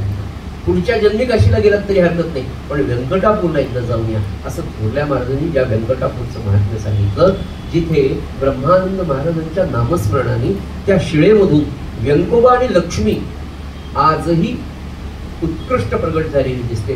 नवे नवे दिवसेंदिवस अजून ती प्रगट होते. कितीतरी लोक ज्यांना तिरुपतीला जाणं शक्य नाही असे लोक व्यंकटापूरला जातात आणि तिरुपतीला गेल्याचं पुण्य आणि तो नवस त्यांना तिथे प्राप्त होतो. एकदा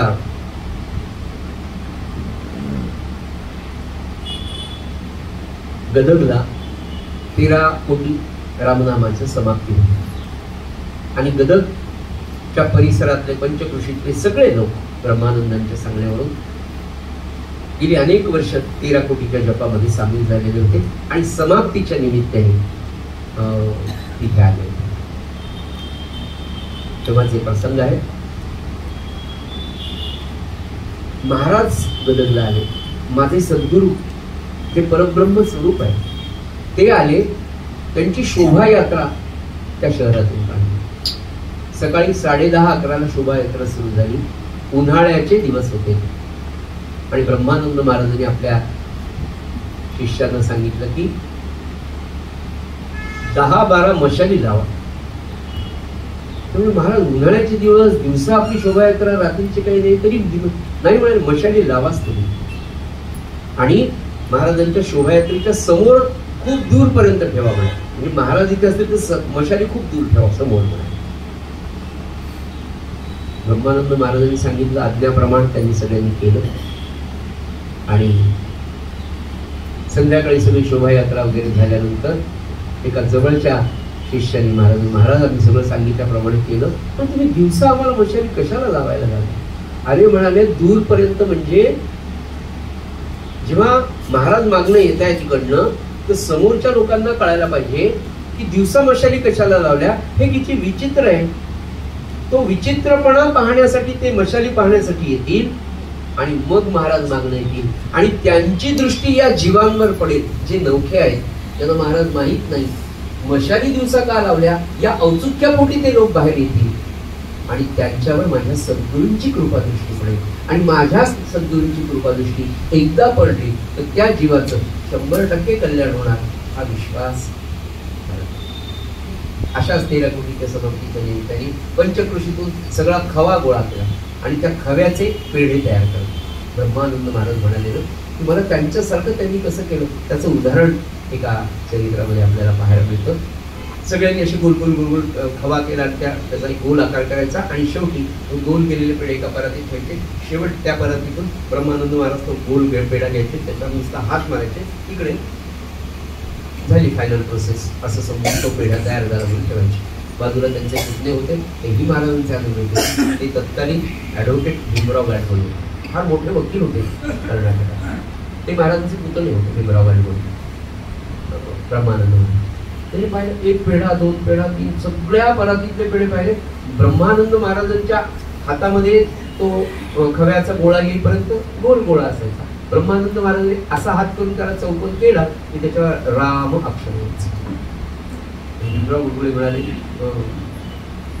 त्यांच्या लक्षात आलं आणि त्याने ब्रह्मानंद महाराजांना म्हणाले काका हे आपले रांडीच्या बस काही बोलू नकोस.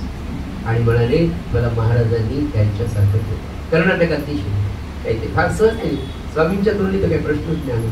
तो आशीर्वाद असतो तसंच पाहायचं. त्याच्याकडे सुद्धा शिवीकडे सुद्धा मंत्र स्वरूपाने पाहण्याचा दृष्टिकोन संतांच्या चरित्राने म्हणाले त्याच्याकडे लक्ष देऊ नको. ते म्हणजे राम उमटायला लागलं. अरे हो म्हणाले. मग म्हणाले भीमराव तुला काय सांगितलं? महाराजांनी मला त्यांच्यासारखं केलं.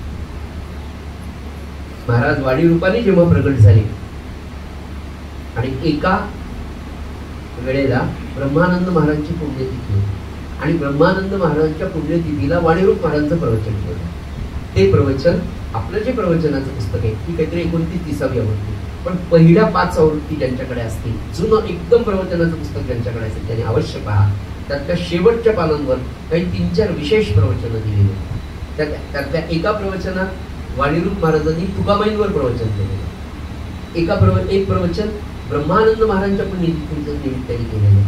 त्या प्रवचनामध्ये समर्थ सद्गुरू ब्रह्मचैतन्य महाराज वाणी आविष्कार आपल्या सत्शिष्याविषयी, आपल्या अंतरंग शिष्य ब्रह्मानंदांविषयी लिहितात. काय लिहिलं माहिती? जो जितेंद्रिय असतो, ज्याने इंद्रिय जिंकलेली असतात आणि ज्याची वासना शून्य झालेली असते. पहिलं वाक्य ज्यांनी इंद्रिय जिंकलेली असतात, ज्याच्या वासना शून्य झाल्या असतात, अशांचीच पुण्यतिथी करतात. म्हणून कुठे आमच्याची पुण्यतिथी वगैरे आपण पाहतो, आयुष्यभर एक ग्रंथांची पुण्यतिथी आई बोलून आपण बाजूला जाऊ ते जाऊ असं तो विषय नाही. ज्यांनी इंद्रिय जिंकलेली आहे, ज्यांच्या वासना शून्य झाल्या, अशांचीच पुण्यतिथी करतात. माझा बुवा हा जितेंद्रिय. जेव्हा मी त्यांच्या हृदयात पाहायचो तेव्हा मी मला त्यांना दिसायचो, ते जेव्हा माझ्याकडे पाहायचे तेव्हा मी त्यांना दिसायचो. ते जेव्हा माझ्याकडे आले तेव्हा त्यांची संसार करण्याची इच्छा होती, पण माझी भेट झाली आणि त्यांची ती संसाराची प्रपंचाची इच्छा निमारली. माझ्या बुवांचं वैराग्य हे शुकासारखं होतं, चैत्रातल्या चांदण्यासारखं. इतकं भरभरून पुढे म्हणाले, मी जे नाम तुम्हा सर्वांना दिलं तेच नाम माझ्या ब्रह्मानंदांना दिलं, पण माझ्या बुवांनी ते सर्वस्व मानलं आणि ते माझ्यासारखे झाले. ते तुम्ही सर्वस्व मानून घेत नाही. हे सगळं झाल्यानंतर आदरणीय बाबांनी विचारलं, बाबांना एकदा असं झालं. बाबा म्हणाले, महाराज ब्रह्मानंदांसारखं आम्हाला नाही होता, आम्हाला करा नव्हता. वाणीरूप महाराज हसले आणि म्हणाले, केशवराव एका जन्माचं नसतं. असा हा महात्मा वयाच्या 59 वर्षापर्यंत सगळ्या रामकार्यामध्ये, अखंड रामकार्यामध्ये एवढं अन्नदान, किती अन्नदान, त्याच्यासाठी अन्न ब्रह्मानंद नावाचं चैतन्य सहस्त्रबुद्धांचं ग्रंथ तुम्ही वाचा. त्याच्यात सगळ्या अन्न ब्रह्माच्या अन्न संतर्पणाच्या लीला त्यांनी त्याच्यात कथन केल्या. तो विषय आज घेणं अवघड आहे. एवढं अन्नदान आजही गोंदवल्याच्या कोठी घरामध्ये पूज्य ब्रह्मानंद महाराज आजही आहेत. कितीही लोक आले म्हणाले की सारभाताला कधी कमी पडू देणार नाही. पुढे म्हणाले, वाईट वासनेने कोठी घरात जो येईल, चुकून जरी त्याने एखादा मिठाचा खडा खाल्ला तर त्याच्या अंगावर चुकून निघेल म्हणाले. अक्षय संची दिली. महाराजांनी 1913 देह ठेवला. देह ठेवण्यापूर्वी चातुर्मासाच्या शेवटी ब्रह्मानंद महाराज 2 महिने पंढरपूरला 1913 साली ब्रह्मानंदांना त्यांनी बोलून घेतलं. खूप अन्न संतर्पण थोरल्या महाराजांनी ब्रह्मानंदांच्या हस्ते करून घेतलं. त्यांना पोचवायला निघाले. ब्रह्मानंद महाराज म्हणाले, मी म्हणजे महाराज म्हणाले, आता तू जा. ती त्यांची शेवटची भेट होती थोरल्या महाराजांची आणि ब्रह्मानंदांची पंढरपुरामध्ये. चालत ब्रह्मानंद महाराजांबरोबर ब्रह्मजीत महाराज गेले. शेवटी पंढरपूरच्या वेशीवर दोघं उभे राहिले. 2 तास, माफ करा, 1.5 तास दोघं एकमेकांशी बोलत होते. काय बोलले याचा संदर्भ माहीत नाही, पण घडलेल्या घटना स्पष्टपणे सांगत होत्या. 22 डिसेंबर 1913 पहाटे 5:55 आपल्या ब्रह्मचैतन्य महाराजांनी गोंदवल्या रामाच्या समोर आपला देह त्याच्या चरणी विलीन केला. ही गोष्ट तारेनी ब्रह्मानंदांना भाऊसाहेब केतकरांनी कळवली. तेव्हा तार मिळाल्याबरोबर पटकन ब्रह्मानंद महाराज खाली बसले. लहान मुलासारखे रडले. एवढा ज्ञानी पुरुष, दोघेही ब्रह्मज्ञानी, पण सगुणाचं प्रेम सज्जन फार म्हणाले, माझा बोलका राम गेला. काय म्हणाले, माझा बोलका राम गेला. आणि दुसरं वाक्य म्हणाले, 2 रुपयामध्ये पूर्ण ब्रह्माचं दर्शन व्हायचं, ते दर्शनात असं. एवढं करून घरी आले, गदगला आले. ब्रह्मचैतन्य महाराजांची तसबीर मांडली, फुलांनी त्याला सजवलं, नामाला बसले. महाराजांनी सोमवारी देव ठेवला. मंगळवारी दुपारी अग्नी संस्कार झाले गोंदवल्यात आणि त्याच्यानंतर ब्रह्मानंदांनी स्नान केलं, मोठा अन्नसंतर्पण केलं आणि दुसऱ्या दिवशीपासून नाम सप्ताह सुरू केला. 12व्या दिवशीपर्यंत पंचपक्वान्नाचं अन्नदान अखंड नाम आपल्या सद्गुरूंसाठी घेतलं. पुढे 3 महिने ब्रह्मानंद महाराज गोंदवल्याला आले नाही. रामनवमीचा उत्सव आला म्हणून आले. सज्जन हे सगळं ठरलेलं होतं. काय सांगू तुम्हाला, ब्रह्मानंद महाराज ज्या वेळेला पंढरपूरहून गोंदवलेकर महाराजांना सोडून शेवटचं दर्शन घेऊन निघाले, तेव्हा ब्रह्मचैतन्य महाराजांनी या आपल्या लेकरासाठी 5 वर्ष पूर्ती एवढ्या कफन्या दिलेल्या होत्या. की माझ्या या लेकराला पुढे 5 वर्षांनी हा देह ठेवणार, हेही ब्रह्मचैतन्यांना आणि ब्रह्मानंदांना माहित होतं. हे ब्रह्मज्ञानी पुरुष मृत्यूची भीती नसतेच, नवे नवे ती आपल्यातली जावी म्हणून त्याचा प्रल्हाद महाराजांचं वाक्य, अखंड नामानी मृत्यूची भीतीच जातो. काय निष्ठा, काय समर्पण, काहीतरी आपल्यामध्ये महाराज आम्हाला द्या, असं प्रेम आम्हाला तुमच्यावर करता यावं, अशी निष्ठा नामाची तुमच्या प्रतीची वाढावी, याच्यासाठी हा प्रपंच आहे सगळा. रामनवमीच्या उत्सवाला आले, येताना तिकडच्या परिसरातनं सगळी व्यवस्था करून आली. ते गोंदवल्यामध्ये काय मिळेल काय नसेल, रामनवमीचा उत्सव, दोन्ही मंदिरातला उत्सव महाराज करत असेल. महाराज गेल्यानंतर हे दोन्ही उत्सव त्याच पद्धतीने सुरू राहावे, त्याची योजना सगळ्या करण्यासाठी ब्रह्मानंद आले. त्या व्यवस्था लावून दिल्या. आणि जेव्हा ते इकडे आले तेव्हा सज्जनो, त्या काळामध्ये सद्गुरू ब्रह्मचैतन्य महाराज देहात असल्यामुळे त्या काळातले लोक बँक नव्हते, पोस्ट नव्हते, पैसा कुठे ठेवावा माहीत नव्हता, आपल्या जवळचं किडूक पुढे कुठे ठेवावं. तर तेव्हा समाजातली माणसं, समाजातल्या ज्येष्ठ प्रतिष्ठित विश्वासू संत महात्मे किंवा चांगल्या माणसांकडे आपला पैसा किंवा जे काही किडूक असेल ते ठेवायचं. आणि असे गोंदवल्यातले अनेक माणसं महाराजांकडे स्वतःचं सोनं नाणं पैसा ठेवायचे. योग्य वेळेला महाराज त्यांना द्यायचे. आणि त्याच्या आधी सांगायचे, अरे माझ्याकडून खर्च होईल, माझ्याकडे अनुदान सुरू असतं, तुमचा पैसा देणार नाही, पहा बरं. लोकांना माहित होतं महाराज विरोध करतात, आपल्या अडचणीला पुन्हा पैसे देतात. महाराजांनी 6 महिने आधी सांगितलं होतं, जून जुलैमध्ये, अरे आता बँक बुडणार आहे, आपापले पैसे घेऊन जा. अरे बँक बुडणार आहे, मी जाणार नाही, मी जाणार नाही, बँक बुडणार आहे, आपापले पैसे घेऊन जा. आणि महाराजांनी देह ठेवला. सत्पुरुष देहात असताना तो कळत नसतो, त्याचं उदाहरण सांगतो. महाराजांनी 22 डिसेंबर 1913 देह ठेवला. 1-1.5 महिन्यात गोंदवल्यातले लोक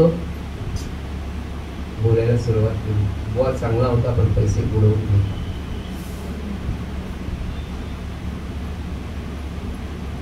आप्पासाहेब बडगावकर पंच होते, त्यांच्या लक्षात आलं, गावातली चर्चा त्यांनी ऐकली, पण त्यांच्याकडे पैसे नव्हते.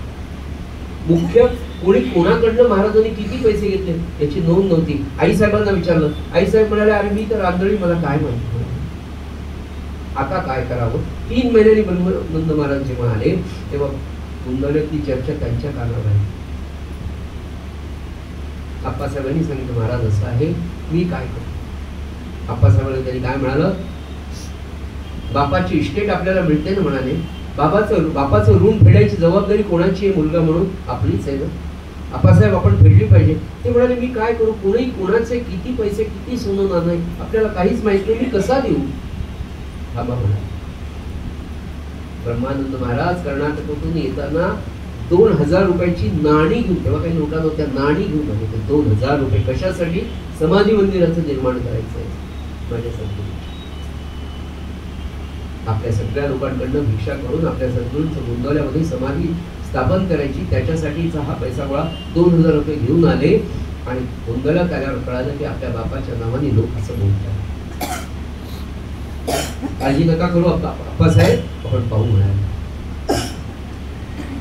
गुरुवारी गोंदवल्यात, मंगळवार बुधवारी गोंदवल्यामध्ये दौंडी पिटली ब्रह्मानंदांनी आणि सांगितलं की उद्याचा गुरुवार, शुक्रवार, शनिवार आणि रविवार या 4 दिवसामध्ये रामाच्या समोर 2 ताटांमध्ये पैसे ठेवलेले असतील.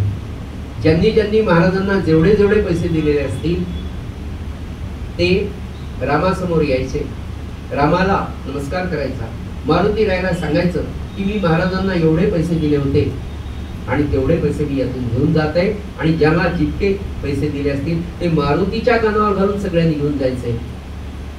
याच्यामध्ये कोणी अप्रामाणिकपणा जर केला त्याच्या अंगावर फुटून निघेल म्हणाले. आणि गुरुवार, शुक्रवार, शनिवार आणि रविवार या साक्षीसाठी अखंड पहारा तिथे ठेवण्यात आला रामनामाचा. संतांचं कार्य कसं असतं बघा. प्रश्न तोच आहे जो तुमच्या माझ्या प्रपंचामध्ये येऊ शकतो. तोच प्रश्न, तीच निंदा, तोच व्यवहार त्यांच्याही वाट्याला आला. पण संत विवेकाने तो प्रश्न कसा सोडवतात. तिथे नामाला माणसं बसली, पहाऱ्याला माणसं बसली, 2 मोठमोठ्या ताटांमध्ये, एका ताटामध्ये 1000 नाणी, दुसऱ्या ताटामध्ये 1000 नाणी रामराया समोर ठेवली. प्रत्येक व्यक्ती यायची, रामाला नमस्कार करायची. मारुती रायाला नमस्कार करायची, सांगायचं महाराजांना मी एवढे तेवढे पैसे त्यातले घ्यायचा, निघून जायचा. गोंधळ ते 50-60 माणसं या 4 दिवसात तिथे आली. रामाचा पहारा सुरूच होता. रविवारी संध्याकाळी रामाचा पहारा आणि लोकांना देण्याची रक्कमेची वेळ संपली. ब्रह्मानंद महाराज म्हणाले, आप्पासाहेब उरलेली रक्कम आणि ताटं घेऊन या. तिथेच रामाच्या समोर ठेवली. सतरंजी टाकून बसले. आप्पासाहेबांना म्हणले, मोजा. सज्जन हो, दोन्ही ताटामध्ये 1,000 नाणी 50 लोकांनी घेऊन गेल्यावर रोखलेली. ती नाणी समाधी मंदिरासाठी भिक्षेने निर्माण झाली होती. त्या संत महात्म्याने ही निष्ठा, खरा नाम प्रेमी, हरी नाम निष्ठा, हरी राम निष्ठा, हरी सद्गुरु निष्ठा, असा हा महात्मा 59 वर्षाचं वय झालं आणि 60वं वर्ष लागलं. आणि महाराज सांगले, सगळ्यांना सांगितलं की या सर्व मित्रेला मी जाणार. आधी सांगून ठेवलं की गेल्यानंतर माझ्या तिरडीला 4 मडके बांधा. नवबागला कृष्णा माते, कृष्णा ही भागीरथी सारखीच आहे म्हणाले. आणि म्हणे आधी स्नानाला सगळ्या शिष्यांना घेऊन गेले. हरिपंत हरिहर हरदास नावाचे मास्तर होते, त्यांचे शिष्य, त्यांना अजून बाबूराव नावाचे एक शिष्य होते, त्यांना घेऊन 2 दिवस आधी तिथे स्नानाला गेले. आणि विचारलं, आधी इथे भोवरा कुठे आहे म्हणाले. तर म्हणाले इथे. हां, तर या भोवऱ्यामध्ये म्हणाले माझी तिरडी सोडावी, त्याला 4 रिकामे माठ लावावे, माझं पार्थिव इथे आणून सोडून द्यावं, त्यात पाणी भरलं जाईल. ते पाणी भरलं की तो देह तसाच त्या भोवऱ्यात खाली जाईल. तो खाली पोचला की वर बोगड येतील, ती तिथे पोचलेलं असेल. चतुर्दशीच्या रात्री सगळ्यांबरोबर थोडासा फराळ केला. सगळ्यांना सांगितलं उद्या धनुर्मास करा. बायकांना बोलून घेतलं, त्या सगळी दर्शनं घेतली. त्यांना सांगितलं सकाळी लवकर उठा, नैवेद्य करायचं आहे. म्हणाले, अरे माझे पाय दुखतात.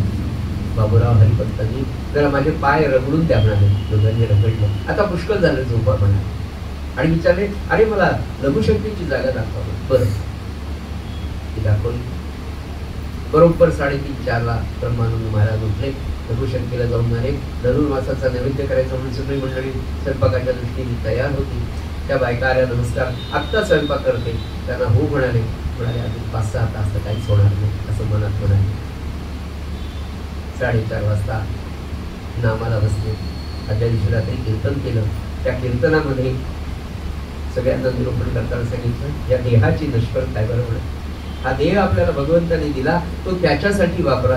आणि नामासारखं साधन नाही. माझ्या सद्गुरूंनी मला नाम दिलं, त्या नामाने मला सगळंच दिलं रे, ते तुम्हालाही देतो. त्या नामाला समजून अर्थ भावनेने सगळ्यांना हात घातली. सकाळी उठले, पुन्हा नामाला बसले. आणि पहाटे एकदम त्यांचा ऊर्ध्व लागला, म्हणजे वर श्वास लागला. सगळ्यांनी येऊन पाहावं, नाडी श्वास सुरू होता. सगळेजण नामाला बसले. कोणी विष्णू सहस्त्र, कोणी राम हृदय, कोणी राम रक्षा. बाकी ज्यांना सगळं येत नव्हतं ते सगळे नाम घेत बसले. 1 तास गेला, 2 तास गेले, 3 तास गेले, 10 वाजले. अजूनही श्वास तसाच होता. वैद्यांना बोलवलं, ते म्हणाले आहे नाडी सुरू आहे.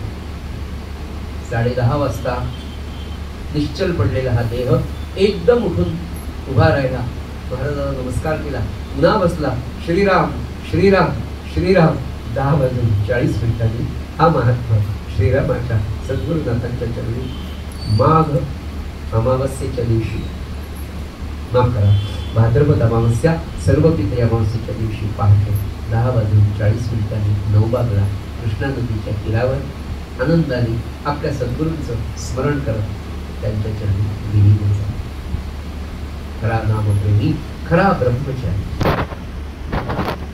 जाताना तुम्हा आम्हाला मोक्ष प्राप्तीचं रहस्य देऊन गेला. उठता बसता जाता येता सदा सर्व काळ देह व्यापारा नामाला सुख. अखंड नाम, झोपेत सुद्धा नाम चालावं इतकं नाम घेण्याचा आदेश आपल्याला देऊन हा एकच वाक्य शेवटी सांगतो. म्हणाले मोक्षप्राप्तीच्या रहस्यामध्ये म्हणाले, सद्गती आणि परमपदाची प्राप्ती व्हावी अशी ज्याची खरी इच्छा असेल त्याने सदा सर्व काळ रामनामाचे स्मरण करावे. सज्जनो, सद्गती याच्यावरच फक्त विचार करा, त्याला प्राप्त करायचे. महाराजांनी सांगितलं, सद्गती म्हणजे अंधकाळी भगवंताचं नाम आल्यानंतर पुढचा जन्म अजून पुढचा चांगला होतो. सज्जन जाता जाता एकच गोष्ट सांगतो, या जन्मात इतकं नाम घ्यावं.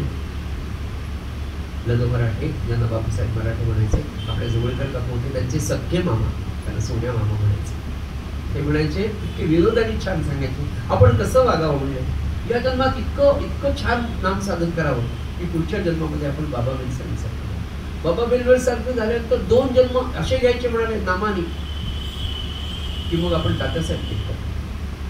आणि अजून 2 जन्म आपण केले की मग आपण ब्रह्मानंदांसारखं, अजून 2 जन्म घेतले की मग आपण महाराजांसारखं. ही आपली निष्ठा धर्माप्रती, सद्गुरूंप्रती, आपल्या साधन मार्गाप्रती असावी. आणि मग एक जन्म येईल की आपण महाराजांमध्ये विलीन होऊ. साधकाने अशा पद्धतीने विचार करावा की किती छान गोष्ट. म्हणून ते म्हणाले तसं, जननिंदेचा खेद मानू नये, जनस्तुतीचा आनंद मानू नये.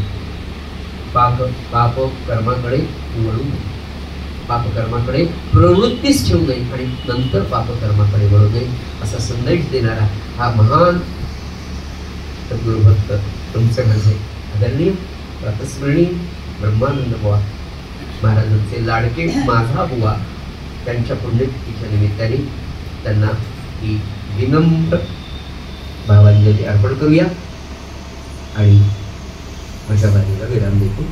श्रीराम.